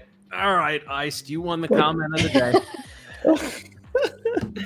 Oh wait, hold on. I gotta. We tell you Maybe we use a tell new you graph. guys we have the best chat in the business, and this is just. Yeah. Oh, I love TTV chat. It's great. Wasn't that what the CEO of NVIDIA did? Do you guys know what I'm talking about? Yeah. That's exactly what he did. That's exactly what he did. That's kind of funny. But I mean, you can't compare the CEO of NVIDIA to Lil Degen. I mean, it's just a low level CEO compared to Lil Degen. Yeah. Actually, the CEO of NVIDIA calls Lil Nicky for business advice. You didn't know that. Yeah. For trading advice, you know, that's like he asked him what he should do with the profits they made. Mm-hmm. Yeah, and he says full port it all on your own stock, which I'm pretty sure is illegal, but that's okay. That's awesome. Guys, 25 more likes, and we're gonna do another marble race, and this one for two 150k straight to funded accounts. So that's gonna be sick. Wait, wait? That's hilarious. Can I copy that image and just put it on my trading view? That's awesome. There, Just Miriam, there you go. to say Lil Nicky. There you got it, Miriam, on the screen. God, that's hilarious. Well, he did sign the shirt. We could argue. Yeah, he's being respectful. Yeah. He was being respectful. He signed the He shirt. was She being was, so she was probably super disappointed. She was like, "What the fuck, dude? I said Like, shirt. You ruined it." I love the look on his face as he's signing it. Dude's so happy. It's like it's much better than being in the boardroom. Yeah. True. That's funny. Are we gonna see 22,420? Can we do a poll, Nick? Are we gonna see 22,420? Yes or no? I got 18%, so that was a bad influence. Dude, 81% want you back. And where's the remaining 1%? If 81% want you back and 18 don't want you back, what's happening with that other 1%? Oh yeah, that is quite The interesting. 1% know he's a degen. They want him back anyway. Yeah.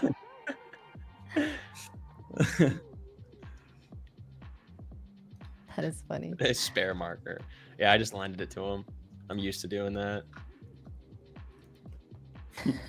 I love TTV chat, man. Oh, 6 more likes.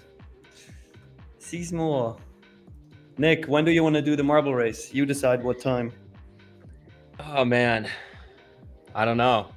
As soon as we get this, what did we say we needed? 800 likes, 3 likes away. 800, yeah. We're not many away.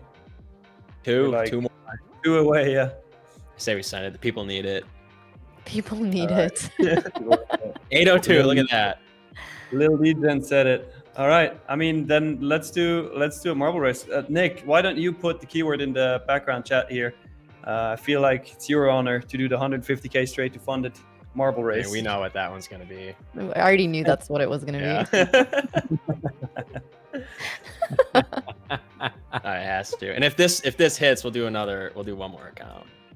I got All my stop at 6650 now, which is We have to save at least one giveaway for our brand new 4th hour. True. Oh, True. I was like, wait, Well, what 4th hour? Let's do one 150K straight to funded account now, and then we do another one a bit later down the road. What do you think? I like that. I like it. Because it's a straight to funded account. I mean, we got to celebrate the winner here. You know, it's not just a straight to funded account. It's a 150K straight to funded account, the biggest you can get, which is currently. I mean, if you would buy that, that's like a $500 value or something. So that's a load of money. So I think we're good to go. As usual, guys, you can only participate if you have liked the stream. You can only participate if you are subscribed to the channel. And if you type the keyword DGen into the chat. That was Nick's idea. DGen for 150K straight to funded account. And then we're going to do another one later down the stream. Because now, as you know, we have a 4-hour stream. So we still got an hour and 8 minutes left, which is sick. I love it. Dude, if we break this low here, that would be nice. I literally can't believe I'm not in this trade. This is crazy. Yeah, sucks to be you, man. I know. Just hope whoever got it for resisting your inner degen and chasing it. Wait, I thought you were in this trade. No, I'm moving money into a personal account. And Where have I been? Like, oh yeah, go, good job, good trade. I mean, it is still a good trade. Unfortunately not. That's all right. Some people took it. A couple people passed. Hopefully other people are still in it. I'm still in parts of it. I love it. With 1 micro. I like it. Wait, call them out, Mariam. These levels. Yeah, so I'm just looking at these levels here. We're still really flirting with this 50 area. The reason is because it is previous day high. ES is kind of at the midway point of this supply or this demand zone, which again, we're kind of at this like critical area right now. Do we hold it? Do we bounce? Or we completely break? And I'm convinced that if we do break this, we're gonna break with very heavy volume. We might see like a really strong candle to the downside, but the next level that I see on book maps isn't until 425. So 425 is also this demand zone on the NASDAQ. I think this is this is also a 4-hour demand zone. So we could see a pop into this 425, pick up some buyers and then bounce from here. So this is going to be the bounce area. This is the area that I'm looking for us to really, really hold. And we are getting some buying pressure coming in here now. So this might be where we start to reverse. We'll see. Let's see. Yeah, I got still got like room 8 points. Let's see. And What's your Drew, stop whenever at? you. What's that? What's your stop at? Currently at 66.50. Okay, nice. So I have it 14 points in profit. So I think what I would be looking for if I was still in the short is if we actually continue above 470. If we hold 470 and move, and we're getting some buying pressure coming in here. So I think this is where we start to bounce. So just be mindful of your positions. I just got stopped out. I'm out fully. That was a pretty good trade though. Gets me back into profit for today. Little bit of profit. Good job, Just guys. a little bit. Just a little bit. It's very good. Yeah, this would have been a trade that I probably entered with a stop below low. We never actually broke this low, so it would have been a decent play. But good play either way, guys. I mean, this is the entry on this was wow. Good job. Oh, we're still holding. That 414's coming. Yeah, I mean, if we reject this VWAP level, which we very much could, we're sending back down because we're still in a downtrend for the day. True. Still in a downtrend. Nick, my profit numbers are getting silly at this point. They are. Last time I had $4.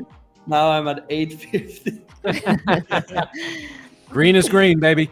You're still great. Hey, you went from being red to being green. That's a win. That's how you dig out of a red day. That's good. And we have another hour to go. So who knows? Maybe it takes me fully green. Let's see.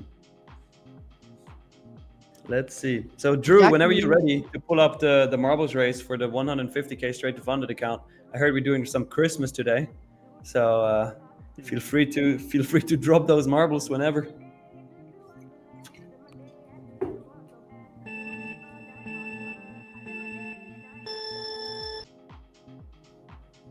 Well, it's like a Plinko game at the beginning of this. I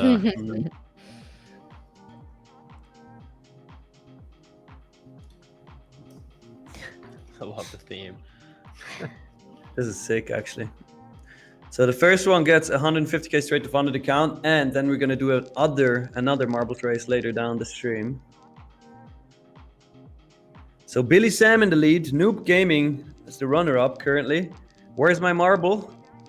Tom Riddle, I can't trade. IT with P, JT, Joker 13 in the lead, Morning Bear in the lead.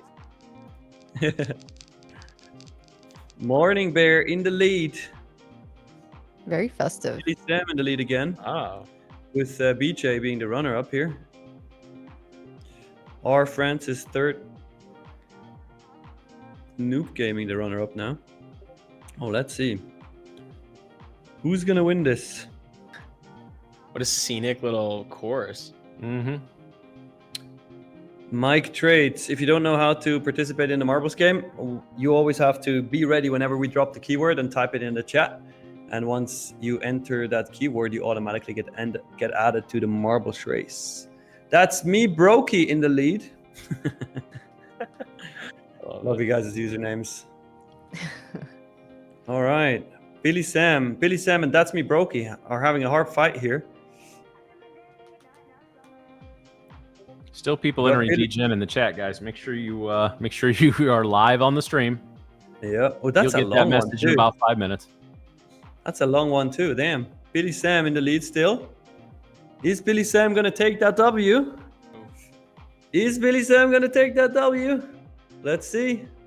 I think he is. He is. Yeah. Congratulations, Billy Sam. You just won a 150k straight to funded account. Make sure to type something in the YouTube chat here really quick. And also add your email address to the YouTube channel description so we can email you, or actually Nick can email you, your code for the free account. Congratulations. Congrats, guys. Billy Sam. I think someone else said it on the stream too. Is this the first, like, all three of us having, like, good trades? Like, no, not good trades. I'm saying, like, all green on the board. No, he made it a bit of a joke. He said it's the first time on extended hours. Yeah. And today is we've had a couple days. I love it.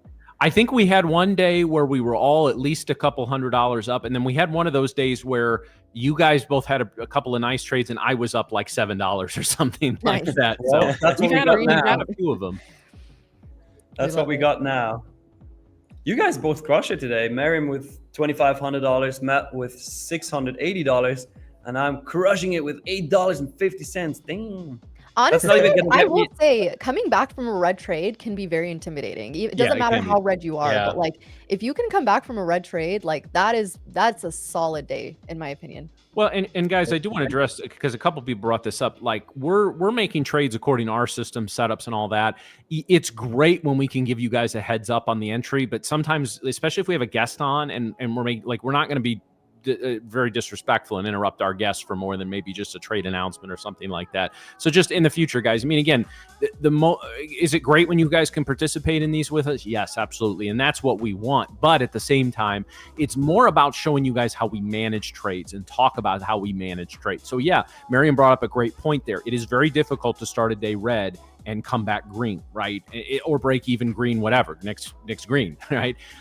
You know, I had a nice little win on protecting some of that capital. Mariam just like took the NQ out back and beat the ever living piss out of it to start the day. So yeah, guys, this is, but we trade differently. We have different strategies. We have different styles. So, you know, when you can see us manage trades, and I'll be honest with you guys, I know this isn't popular for the streamer world, and you guys can clip me and beat me up for it later, but honestly, you guys are going to learn a lot more from how we manage our losers than how we manage our winners, right? Because you're not going to sit here and see us take a $2,000 loss followed by a $3,000 loss and, you know, YOLO this, YOLO that, for as much as we joke about degen trading, right? So again, it's one of those things. Every trade that we make, if we can't talk through it in real time, we'll talk through it when we're done. But again, learn from it. That's why I always tell you guys, this is not a joke. You have a notepad and a pen next to your mouse or next to your keyboard at all times, because you never know. Maybe it's us. Maybe you watch a Mark Douglas webinar later. Whatever the case may be, you're going to be able to get some knowledge from that. For those of you that are everyday people or that you're watching for the first time, take every hour on this show. You should write down one thing that's said, even if it's just, boy, Matt's ranting like an idiot again. You know, you get what I'm saying, right? Write something down that I say, that Mariam says, that Nick says, the background Nick says, that our guests say. And that's how you build your knowledge. That's how you build up your ability to trade, by watching others trade winners, watching others trade losers, and learning from the experience. Man, I am watching well the bubble, though. I absolutely agree with everything you're saying, Matt. And it's, as I'm like looking at this chart too, it's like this level is going to be taken out. And so you're probably going to see a nice strong push, which we're getting right now. A lot of selling. There it is. I fucking knew it. 420. 420. Come on, please give us 420, or wait, I said 414. 25 is get. Come on, let's go. There it is. Oh my gosh, this is hilarious, man. That's I told you guys, if this level breaks, it's not just like breaking slowly, it's going with a vengeance. And that's exactly what we did. So I was watching these orders on Bookmaps, and I'm like, this is just, it's gonna happen right here. It's gonna I already feel it.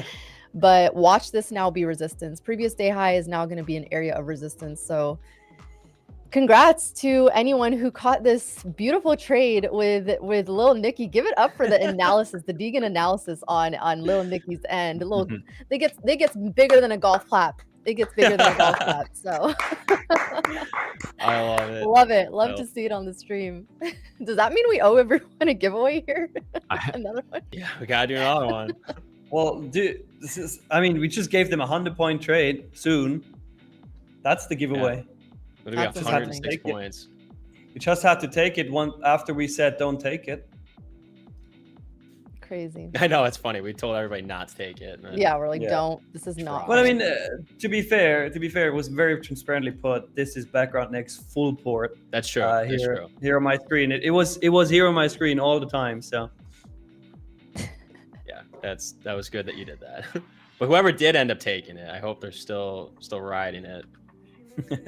Chasing the current says still short. Hell yeah. No, Jabbar, we don't need free resets, man. You should have been in that. If you're in that, no free resets, you'd be up. Yeah, you're up, man. Man.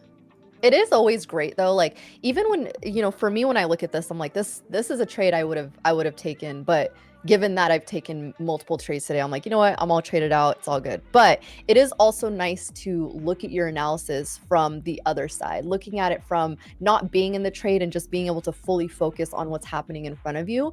That's also super satisfying, guys. If you just have an analysis and a thesis for a trade, not necessarily, I mean, you could paper trade it, whatever it is, but just to kind of watch the charts. I mean, we talk about chart time and getting that practice on the charts. Chart time does not mean trading time, right? Chart time is just purely like, it can be that you're trading, but it can also be that you're just looking at what's happening on the charts. You look at both sides of the trade and say to yourself, all right, if I'm going long here, what am I looking for? If I'm going short here, what would I be looking for? Because there's always going to be one side that ends up winning the trade, right? So, you know, for me, I'm looking at this and I'm like, it's great to see that these analysis are still valid even in times of craziness. But you know, even right now, as I'm looking at this, I'm like, all right, you know, we held this demand zone, right? Pretty much to the tick. Look at where I had this green area. We pretty much held this to the tick, and now we're getting some buying coming in.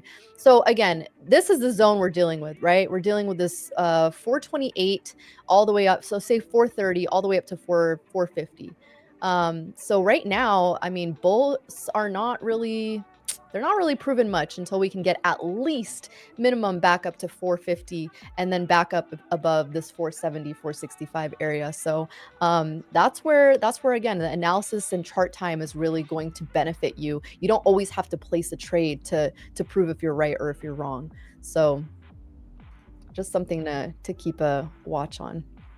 Oh, we got an Elliott wave in the chat. I honestly, and this is one of those things. And Robert, welcome. I don't think I've seen you comment before. If you haven't, I missed it. I apologize. But it's one of those things, guys. Like, I know a lot of Elliott wave traders. I can talk. I promise. That actually do very well. I studied it for a couple of months. I was dumber when I was done, and that's saying something for those that know me. So, no, it's guys, and again, it's one of those things. You know, everyone thinks you have to have this master strategy to be successful. Do you need a strategy with a statistical edge? Yes, you do. That goes without saying. But there's not like one. There's a million ways to make money in the markets. They're just all hard to find and even harder to master. So, kind of keep that in mind. But for somebody who I just hadn't seen an Elliott wave mentioned in here yet. So, congrats if you're consistently profitable with that, and you are a smarter person than I am. The old joke is if you put 5 Elliott wave traders in a room, you're going to get 14 different opinions on what the market's going to do. Fair enough. That's awesome. Isn't that with all trading strategies? It is. I take shots. It is what it is. Love it. He's making money with that. He's smarter than me. I love Matt taking shots. Yeah, I've never actually traded or tried the Elliott wave strategy, but curious to see if there's other traders in here that do that.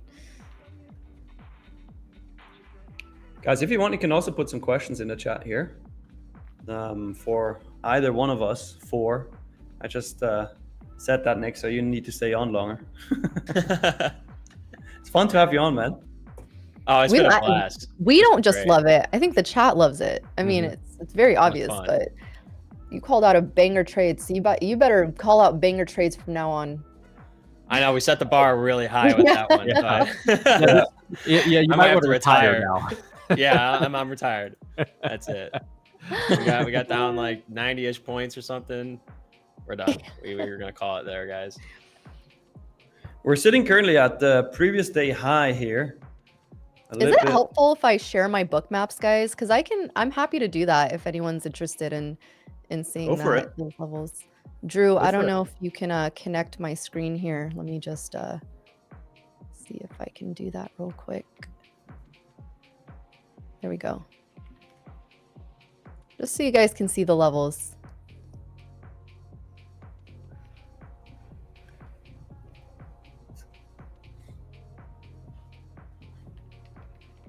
Do you usually have book maps open all the time, Mariam, or just like put it up sometimes? Most of the time I do have it up. Yeah, most of the time I do have it up. I'm paying a nice little penny for it every month, so I feel like I should have it up. But no, sometimes I don't. Actually, sometimes I'll just, just really observe price action, and there's a lot of like things that go into book maps, and a lot of ways that you can utilize it, and it can get overwhelming. But it can be helpful for people that are more visual. So what are you seeing right now on book maps? We all see your screen now. Oh, awesome. Okay. So on book maps, again, if no one has ever heard of book maps, it's essentially a way to see order flow from a visual standpoint. So you see these, big like orders coming in as these sell orders if they're red, and you know, volume is also taking a part in that. But you know, anytime there's a big bubble, you see that's a big order. That's the best way I can describe it here. But when you see these lines right here, the darker the red, the stronger the liquidity is, essentially. So you're going to have a lot of, whenever I say like, oh, I see buyers sitting at this level, usually it's like a really strong red area that I'm looking at. So right now, you know, you can see we're kind of filling these orders. That red is starting to go away. You know, they can kind of pop back in and you know, move the market a little bit, but you'll notice like this isn't the best representation of what I'm typically looking at, but you know, right here at the top, we see some orders sitting at like 465, right? And so right here too is the volume. So we have a lot of volume sitting on this area right here at 425, which is why we saw such a nice bounce on that area. Now before there was a really strong like red thick line sitting at this 425 area where those orders got filled and where you saw that bounce. But right now, you know, these orders keep kind of stepping in and they'll move and it'll look different over time, but you'll start to kind of look at like where these orders are popping in. Sometimes a big phantom order will come in, so it doesn't look like, it looks like there's an order there, but then it'll disappear. So you kind of, you know, it's not something that I would recommend for a lot of new traders, but it is nice in terms of getting confluency. Right here, you can see some orders stepping in at 415. Lots of red demand zones sitting here. So, you know, it's nice to see from like a, you know, should I short this area? Should I wait? Should I look for this level to clear first? That's what I use book maps for primarily. You can see again, this 425 area is going to be a key level for us to look at. Again, now 450. You see this big buying pressure coming in here. Whenever I see big buying pressure, I'm looking at the volume and the bid. So are these orders going to get filled? Most likely they are. There aren't even a lot in this COB right now. So anything above like 60 is what I look for as strong. But yeah, you can see right now we're just kind of like fluctuating between these areas. So not really much going on, but that's kind of what I look for when I'm talking to you guys about levels and all that fun stuff. So I love it. It's kind of like listening to you, kind of like commenting on a horse race when you have book maps open and you tell us what you're looking at. Yeah. Cool. Now we see orders popping in here. We see a buy order. We see sellers. Yeah. Yeah, it can be fun. It can be, and I have you guys can't hear it, but I have the market pulse, and you can't see it either, but it's essentially like the aggregate sells and buys, and you can see like it just, I wish I could show it to you guys. I don't know if you guys can see that. No, you probably can't. But it's essentially on ES and NASDAQ. I can see like how much buying pressure is coming in, how much selling pressure is coming in. If the orders are really flying through, then that's where I'm looking at, okay, the liquidity is likely going to be taken out here. And it's just, yeah, again, it's a nice visual. And it's nice. It's very satisfying, honestly, looking at these candles getting bigger, or these bubbles getting bigger and filling the orders. But you'll start to notice like certain patterns in book maps, and it's fun. It's aesthetically pleasing. Yeah, very aesthetically pleasing. It is. But it looks scary. Hey, Nick, 73% of the chat is saying we are going to see 22,420. So I think you're not going to leave here. There. You're not going to leave before we hit that, right? I can't not leave before I see this trade follow through. I have to see 414. I have to. I mean, to be fair, if we then look at how much you were in drawdown, you would have an 18R, 18 risk reward trade. That would be pretty sweet with 15 minis.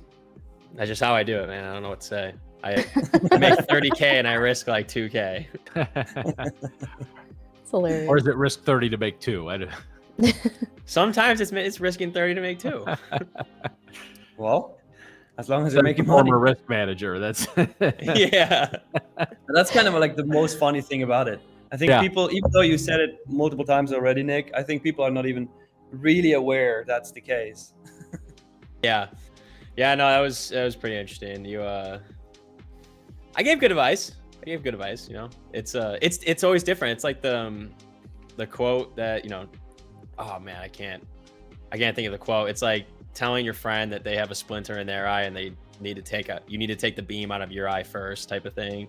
I'm sorry. We're getting this biblical bear in flag. here now. Yeah. I can't think of the whole verse. I'm But taking this bear flag, guys. ooh, yes. Oh, yes.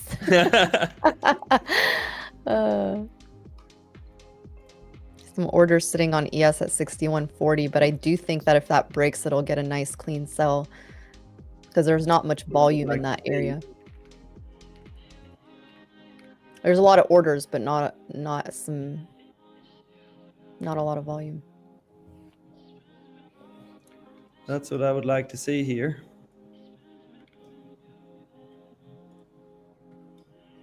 Market looks like it just kind of stalled for a bit here. It's not really following through on this one. For now. By the way, for all our biblical scholars, that's Matthew chapter 7, verses 3-5. Thank you.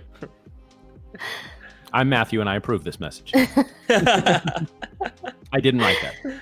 That's great. I can't even think of a joke from there. I don't want lightning to strike me down. So Yeah. Yeah.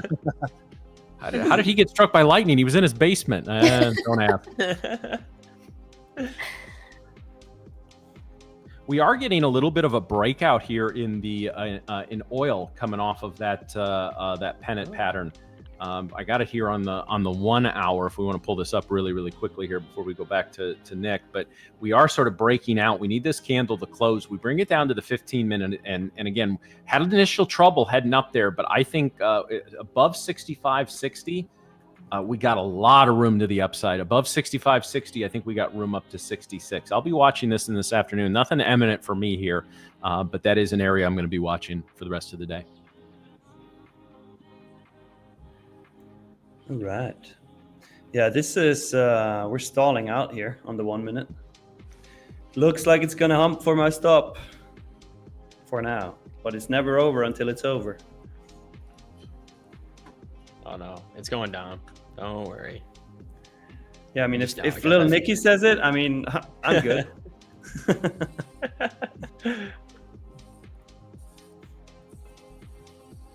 Yeah, we are just kind of stalling in this area right now, not really doing much. So we are holding though that demand zone. We're flirting with previous day high. I think ES actually looks a little bit weaker, in my opinion. So especially if we can clear 40.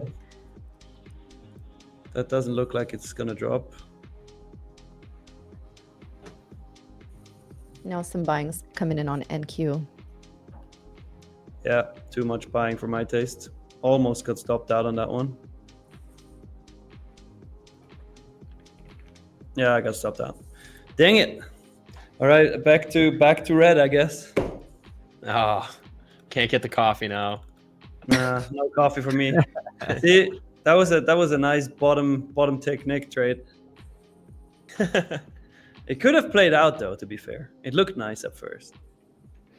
It did. It's deceiving. Yeah, this is just a weird area that we're in. I feel like, you know, if you would along that demand zone, then that's fair. But you just got to be weary of like the fact that we're still in an overall downtrend for the day, and we're actually really sitting at these lows on, or I guess the consolidation range of the pre-market. But I think right now the safest play, in my opinion, is this trend line and the break. Or you guys can't even see my chart, can you? Ha! That's great.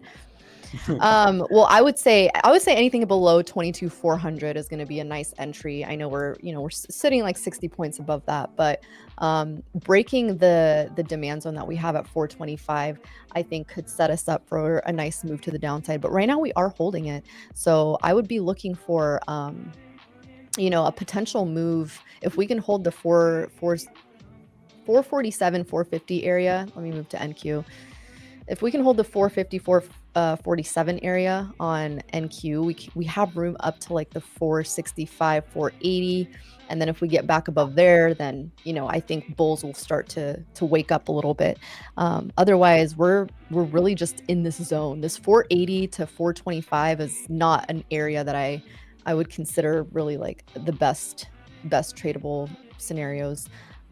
because you might just like literally get chopped up here. Plus, we are also entering lunchtime, which tends to drop the volume a little bit. So, yeah, it's just a rangy sort of zone right now.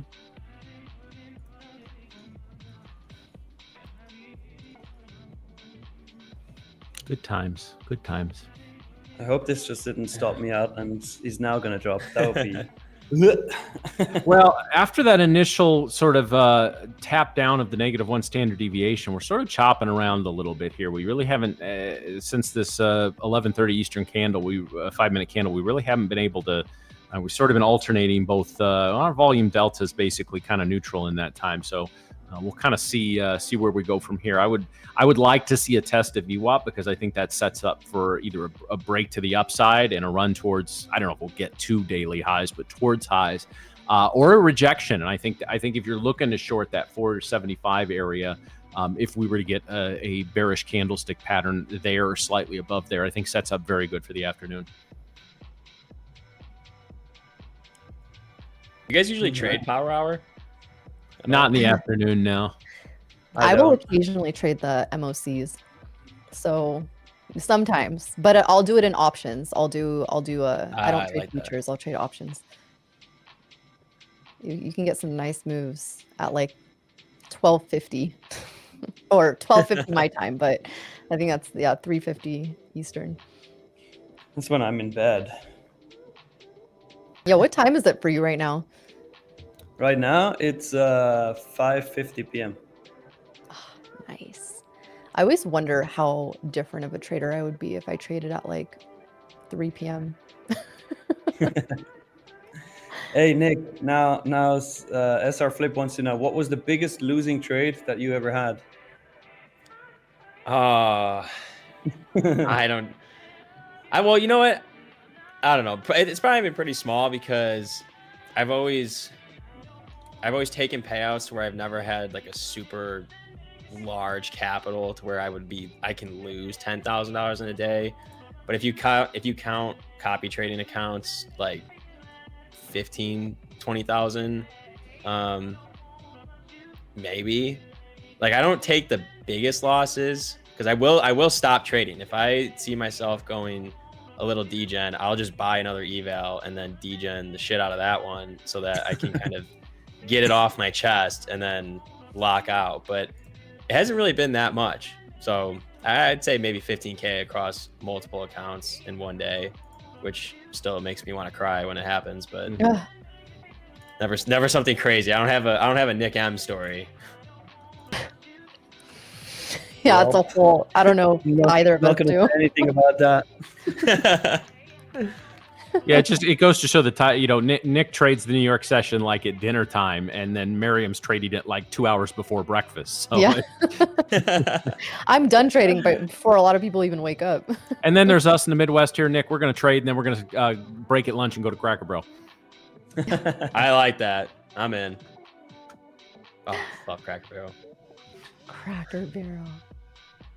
Cracker Barrel. You know all the knick-knacks in the front. They've got all the toys and the stuff, peg game all on the candy. table, Oh, fireplace in the winter. Come on, man.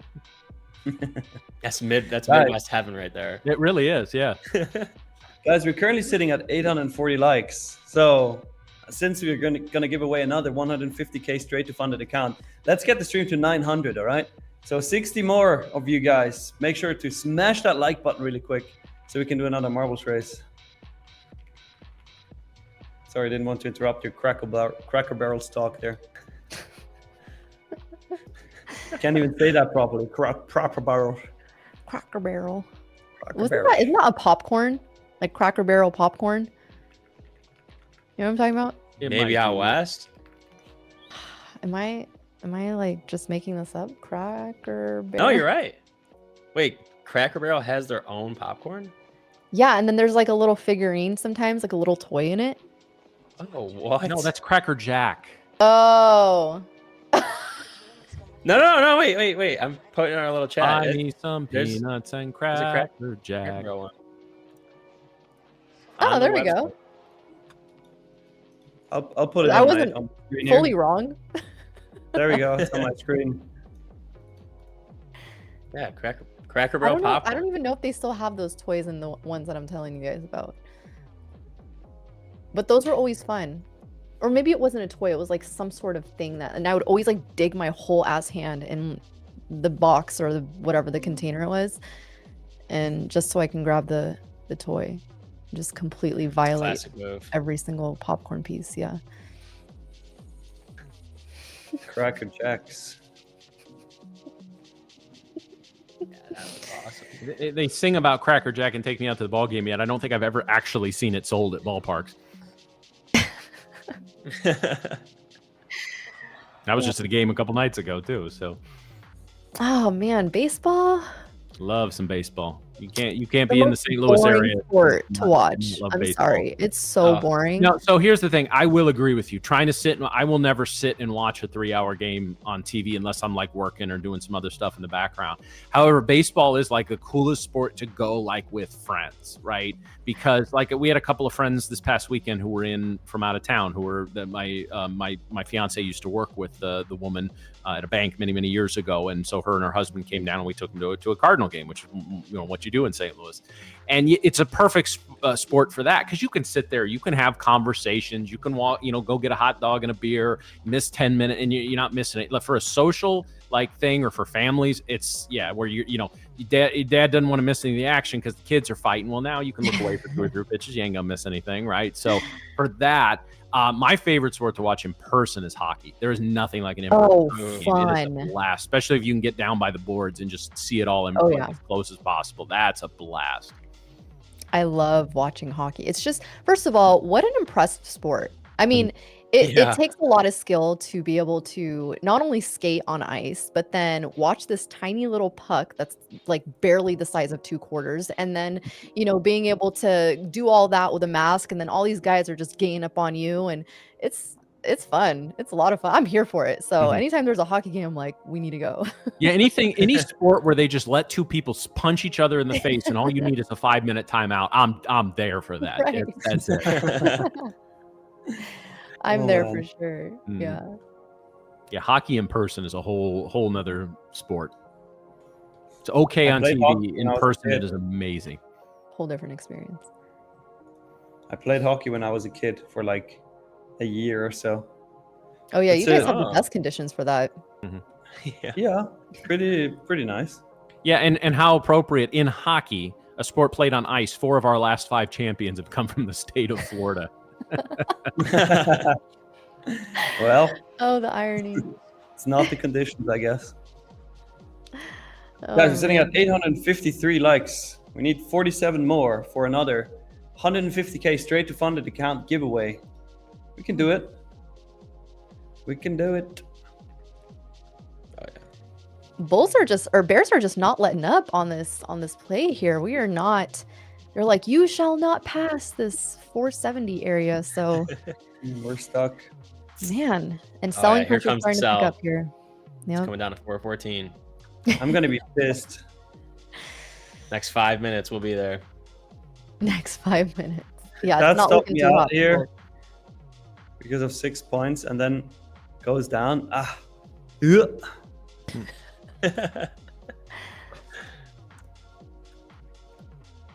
It's okay. You can just full pour it and then you'll make your money back. Oh yeah, true. Oh. True. Could go right back in on the short. There you go. I mean, Nick will be happy about it. I know that. Full Port I will. Wednesday. Doesn't have the same ring to it. Nah. No, we gotta Gotta be stick to Football Fridays. Well, apparently Black Shirt Wednesday didn't either. Well, Miriam, Yeah. I mean, you have 1 minus point on my end for that. Whatever. Whatever. Okay. Okay. We're jumping around. Hey, I will pull this car over right now. You two behave. I'll just be sitting eating my Cracker Jack Goddamn popcorn. kids. Yeah. minding my own business. We're jumping in around that previous day high here. I thought we would break it for real at 11:45, but hey. Yeah, this is an ugly zone, guys. If you zoom out, another thing too, like Nick, I know that you like looking at the 1 minute and those are your entries, and that's all fine and dandy. But sometimes you got to zoom out, right? Sometimes you got to go to the 15 minutes.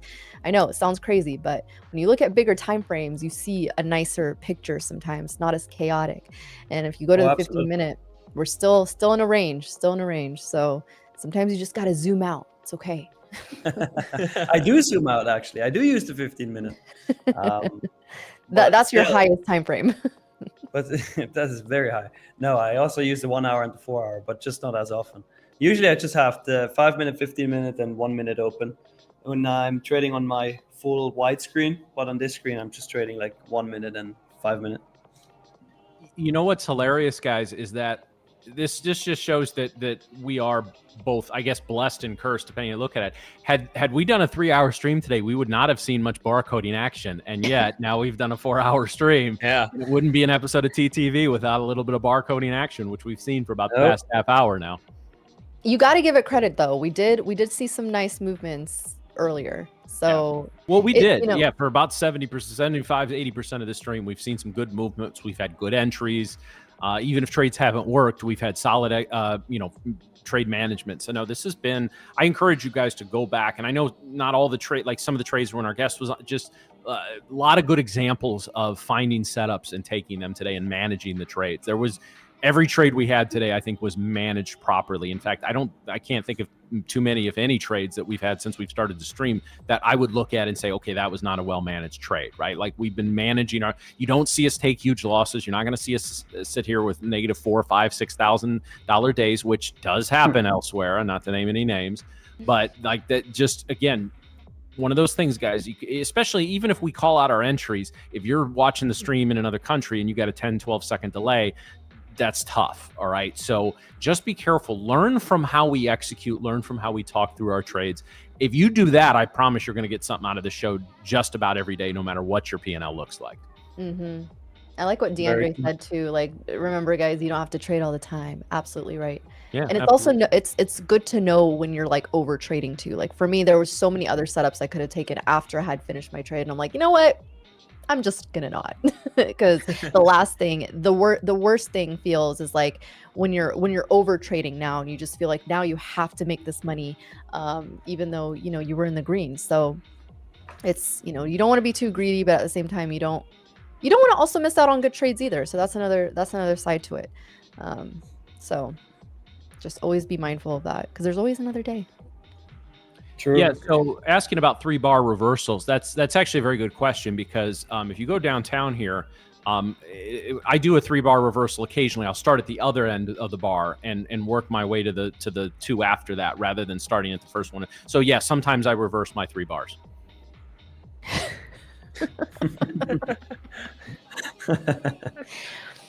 Oh, Matt, you always start it off, and I just have no idea if you're gonna go into serious or just total like. Nobody knows. Half of it is like, where the fuck is he going with this? Is he gonna drop gold or just some random ass shit? I always drop gold. Well, got to start trading it on this stream too. Yeah, I was gonna say we still just don't trade it yet. When was the last time you traded gold? It's been a couple of months. Not since we've been on stream.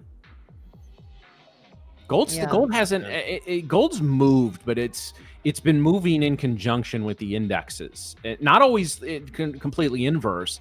So when it's just it's the same thing with the NQ and the ES. Like for me, it's why I've pivoted most of my trading to the NQ, because there's more leverage and again, I prefer some of the patterns that play out there, because the NQ and the ES, they didn't always used to trade in lockstep, and they don't every day, but they still do most of the time. And that sucks, because that means we don't have 2 different trading instruments. We basically have 2 variations of the same trading instrument. So I'm just going to put my money in the one that I think can go to work the most for me. Mm-hmm. Fair enough. Guys, I'm refreshing my like count here really quick, because I want to do another marbles race. But it seems like people don't want 150k straight to funded account. It seems like we still need 29 likes, guys. So if you're hearing this right now, make sure that you open up YouTube really quick if you have it in the background, and don't use that little heart button in the chat. Use the actual thumbs up button right under the video and smash that really quick so we can get to 900. And once we're there, we're going to do another 150k straight to funded account. That's a $500 value, guys. So make sure to smash that like button. Oh yeah, don't hit it twice. If you already hit the like, it's only 1 like per person, so don't unlike it. That's not what we want here. Make sure that you are actually liking the channel.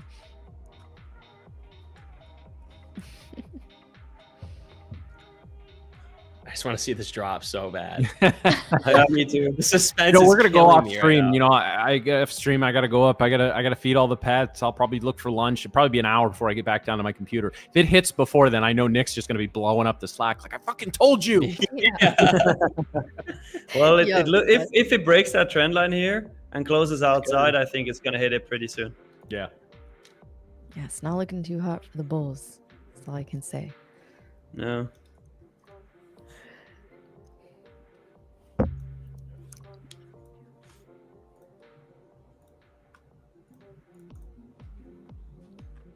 How are we doing, guys? Are in the chat. Sound off. How's your day been today? Yeah. Can we get a green red poll there, Mr. Nick, Mr. Background? Oh, yeah. Hey, we have 900 likes, guys. Whoop, whoop. Excellent. There we go. Boom.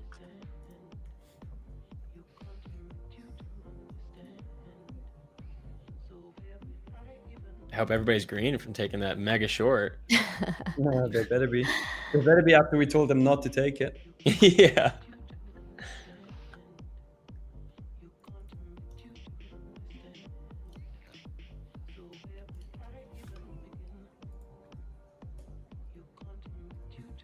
Oh, targeting 385. I like that.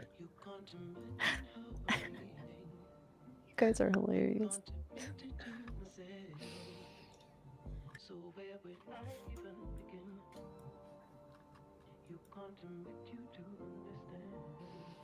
Nice.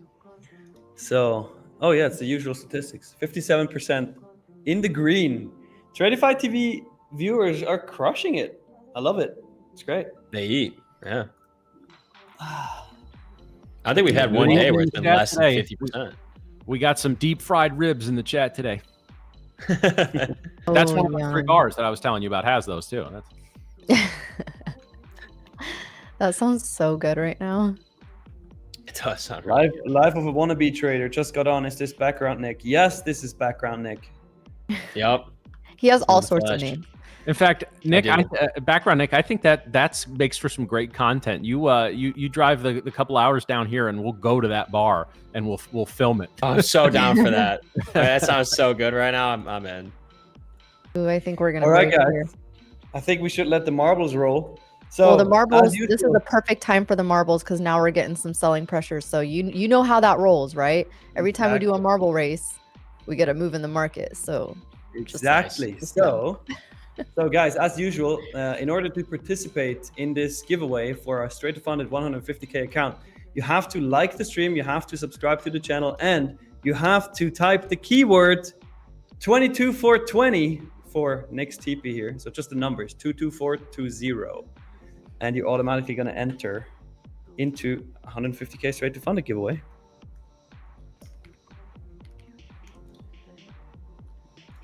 You know, there's going to be a time, a few years from now when the indexes have doubled again, when there's going to be like every trading degen and influencer in the entire world is going to be watching the NQ when it goes to 420.69.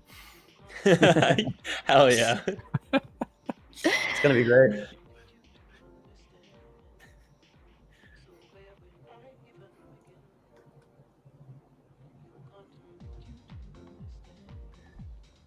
All right, plenty of 22,420. So that should make the market move to your target. That was the whole strategy behind it, Nick. It's working.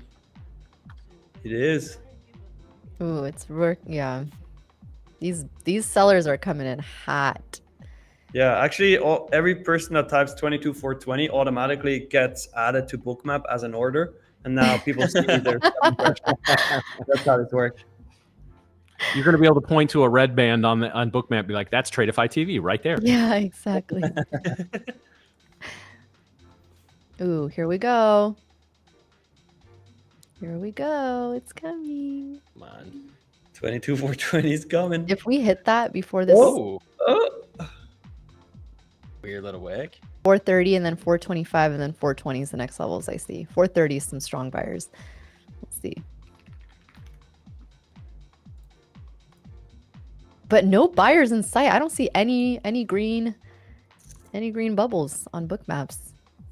I'm keeping them out. That's why I'm DDoSing all of their IPs right now. Yeah, I just checked. It's all over Twitter. It's like background Nick is short right now. Stay the fuck out of the lawn. Yeah. I'm bringing in the mega millions right now. I'm dumping the market. Let's go. There it is. So Pushing. I don't know if we've ever had this conversation, Nick, but Cubs or Sox? A die-hard Sox fan. Okay. Big No, Italian hey, family. nothing wrong with that. I'm a Cardinals fan, so the enemy of my enemy. Oh, We're okay, good. fair. We're Yes, good. we'll take We're that. good. We'll take that. No, that's fine. I've gone to a couple Cubs games with my friends, and it is very hard to ride the train up to Wrigley Field and past US Cellular Field with everybody screaming they hate the Sox are this, the Sox are that, and I have to sit there in a Cubs jersey that I borrowed, just taking it, and I have to chime in. What? There's light at the end of your tunnel with the announcement of that sale coming up. So you guys, we'll get Reinsdorf out of there. You guys will be good again. True. Yeah, I know. We've been so bad. One of the worst owners in sports, and that's saying something. It is. Really is. All right, guys. I think we're ready for the marbles race here. So I think so is the market. That's a Yeah. one. That's a sick one. Nice. All right, Dang. Drew. Oh, Whenever you're ready. shit. Whenever you're ready, drop him. It's Jay Powell. My brother. That's Jay Powell is my brother from another mother. I Where's think my Jay marble? Powell should Wasn't get your really good. hairstyle, Nick.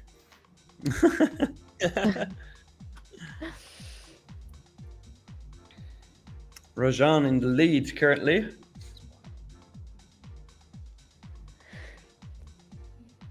Oh, that hammer is looking. Whoops. Eee. That hammer is looking like death rate. It's kind of looking like Brett's hammer. I was gonna say, is that Brett's Yeah. hammer there? Yeah. This track is called Brett's Hammer.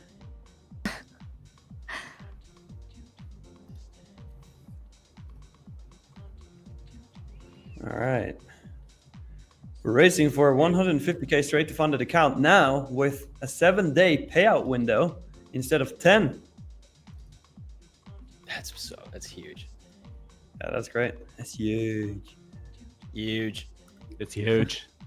Best marble race ever. Everyone's saying so.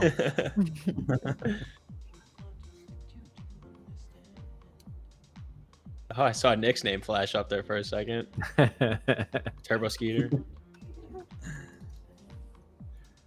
Yeah, on my end, it's so pixelated by now. Can't read anything. Too many marbles. I see. Well, we got a winner. He's gonna take it. Yeti is gonna win it. Yeti Nice. is getting a 150K straight to funded account. Make sure to type something really quick in the chat so we see you're there. And also add your email address into your YouTube channel description so we can reach out to you. There he is, or she. Congratulations, Yeti. You won a 150K straight to funded account. Worth Nice. $500 plus. Let's go. That was fun. Thanks, Jerome Powell, for doing that marbles with us. We're As soon as the sponsoring marble this, race is uh, over, it pumps. Yeah. Uh-oh, is this gonna be double bottoming here? Ooh, if it is. Uh-oh. No. Imagine you missed your TP by 9 points and you get stopped out break even, Nick. That would be really depressing. It goes up back another 90 points. Stops me out. Oh. Yeah, that would be tough.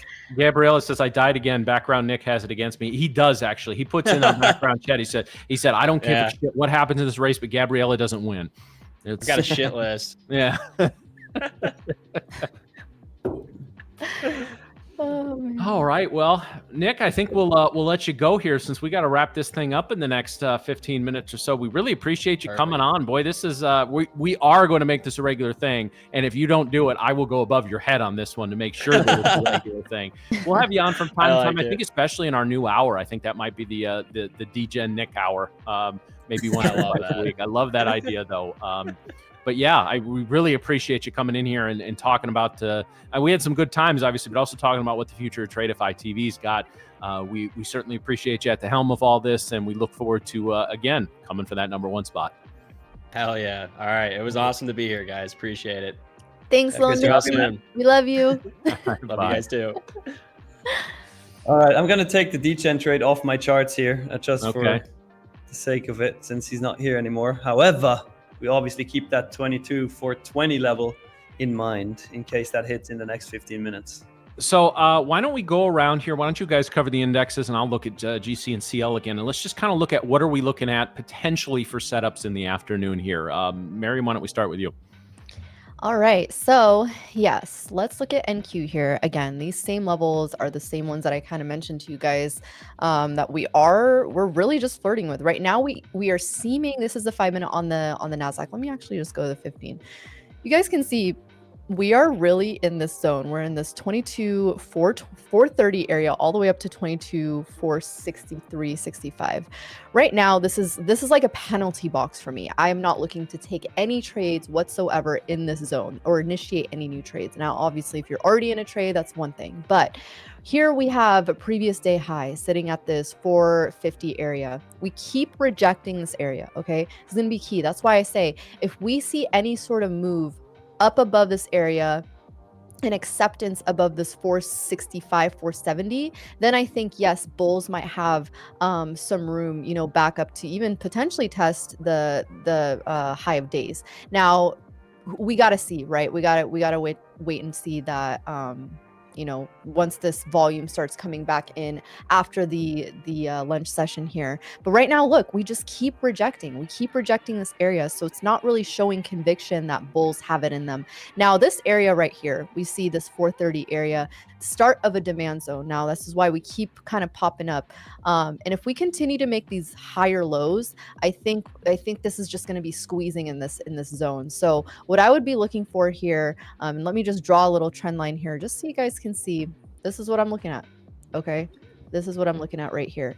And if we can come back down here and break, I think we'll have a good chance of also breaking through this this demand zone as well. So looking at the trend line, looking at this below this demand zone. So again, that 406, 410, 400 level is going to be key for any continuation to the downside. Because if we break that, guys, we got room. Okay, we got room to at least 386, and then this pivot high 360. Okay. Now, if we can continue back up over this 470 area, we have room back up to at least the 515 and then 550 zone. So that's, again, those are the areas that I'm going to be looking for on ES. ES does look a little bit stronger to me in terms of holding this uptrend. You guys can see right here on the 5 minute, we're holding this trend right here. We kind of did a look below and fail of this area, this zone. So we could try to be holding this. Now we're still below VWAP on both futures, right? So we do want to be mindful of the fact that, you know, we're still in this downtrend. So again, this zone is going to be this 151 area. That is also the you know, the pre-market highs here, or not pre-market highs, but the swing highs here. So 151 and then all the way back up to test 160. Now keep in mind, ES still has not hit all-time highs yet. So we do have more room to the upside on ES if we can get that conviction and that acceptance. I don't have a lot of conviction that we're going to be doing that necessarily today, but who knows? Anything can happen. Again, volume is kind of starting to drift away right now. But, you know, we could start picking up in the afternoon and hitting those levels. But again, that level is going to be, yeah, the 160 range, and then at least the 153 area on ES. Breaking this downside, we have not only this trend line, but the trend line sitting below it. And that area is going to be below 6140. And I do see some buyers sitting there, a thick wall of buyers sitting at 6140 on ES. So I wouldn't be too convinced on that breaking unless we get some sort of catalyst. But that's kind of what I'm looking at. Yeah, very, very similar on my end, actually. All these levels that you just mentioned, or most of them, I do have as well. A couple additions to this. I mean, you obviously mentioned the daily open, you mentioned the previous day high. We have that trend line that literally started at 6 p.m. yesterday coming up. I think you have that too on your charts, Miriam. But I believe, I mean, this obviously serves as trend line liquidity potentially. So what I could see here on that chart is that we come down to the daily open and would then fight our way back up to the highs here. Obviously, always considering the 50-minute opening range acting as potential resistance on that move before we continue further, or even reject it and just, you know, stay in that range. So those are the things that I would expect to happen this afternoon. And then obviously the levels that you already mentioned. I mean, the ultimate kind of like line in the sand for me would be 22,380. Like if we go down there, I see this turning bearish for a while, honestly. But let's see what happens, and keep an eye out for previous day high, daily open, and then obviously the 50-minute opening range from today. We're getting some selling coming in here now too. So we're getting closer to 22,420. 420 almost hit. 22,420. We're going there for little Nicky. He's still in the chat. Did we hit it already? Did we hit it already?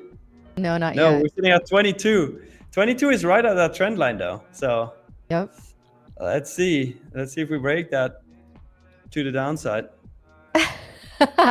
He's like, come on. Little Nicky's. I hope we get it like I've never seen somebody root so hard for a trade they're not in. Well, it's just so satisfying. It is. It is indeed satisfying.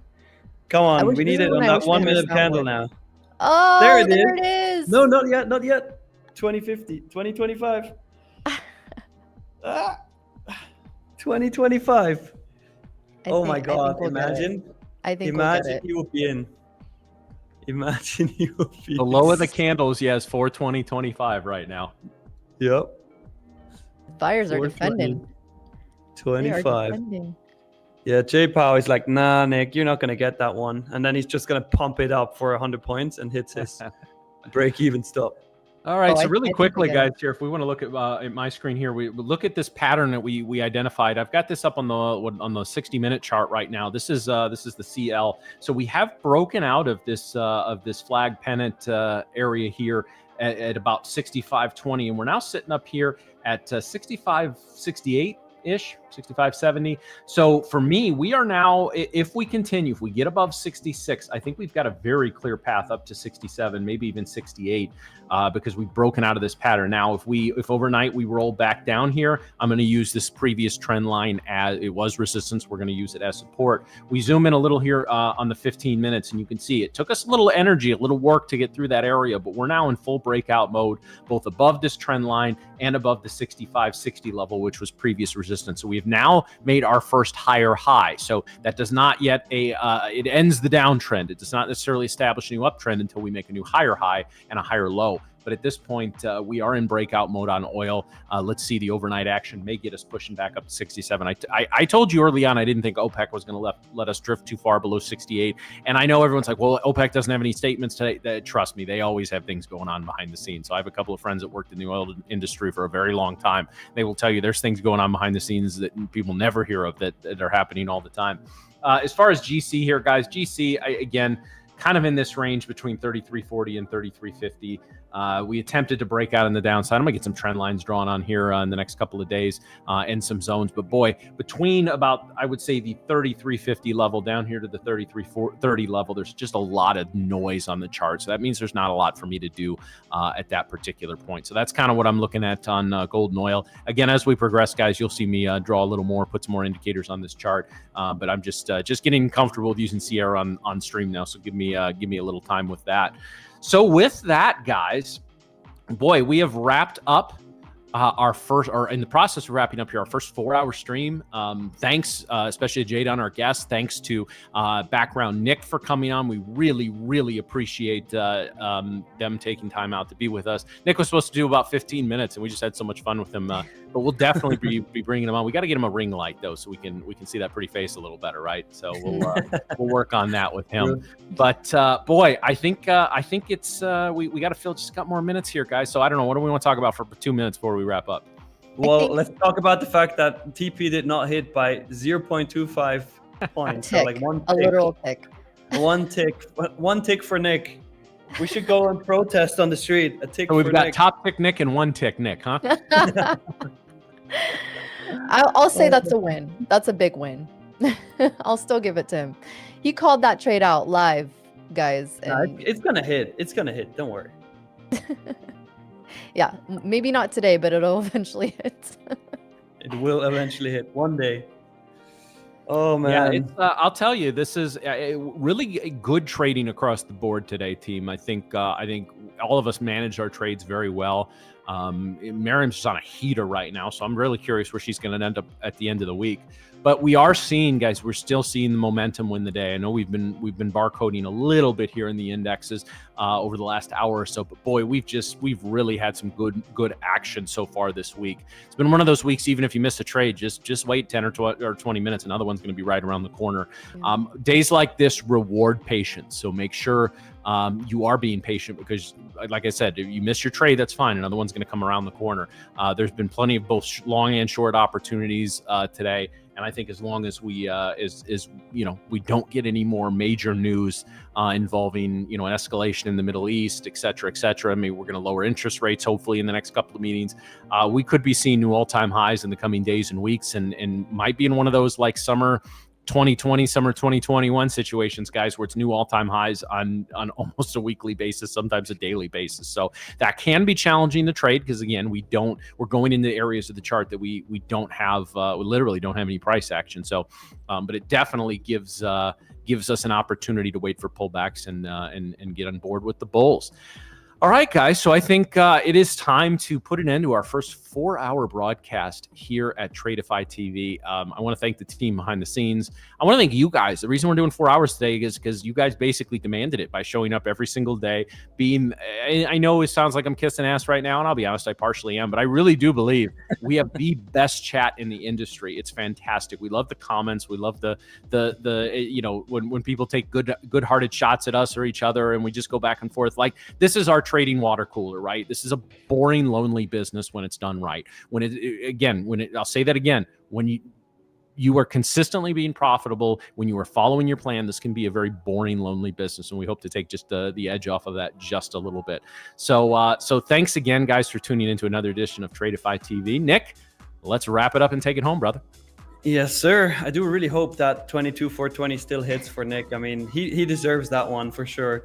But anyways, as usual, guys, I'm super grateful that you're here. I'm super grateful that you're subscribed to the channel, that you like this stream, and that you are participating in the chat. It's actually phenomenal. Matt already said it. You guys are funny. You guys ask good questions, and I love doing this show, and I will keep loving. I can't even think and speak properly now. I will keep doing it, and I will keep loving it. Okay, there we go.